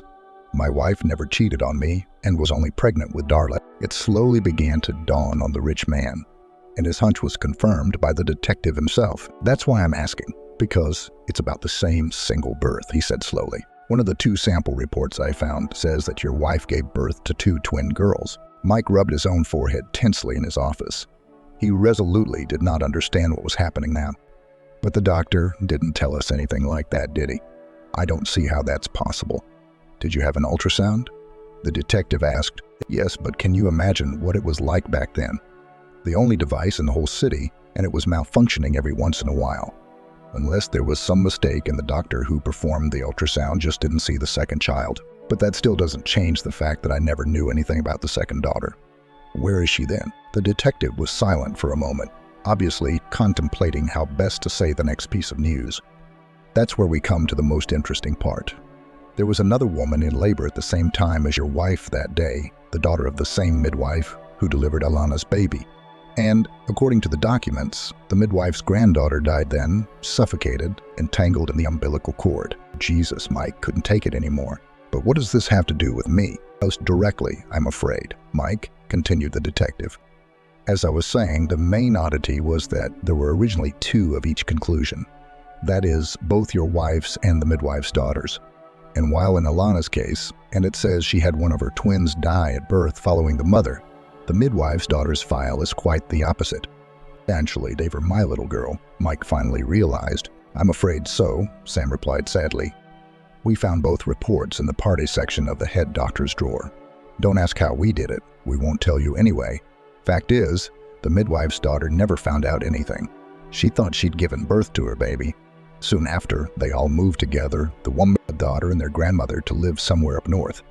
And that's where their traces are finally lost. So you don't know where my daughter is now? Mike asked him quietly. Unfortunately, that's all we've been able to find out, the detective replied. But still, you now know that there is another daughter of yours somewhere, if you're lucky enough to find her.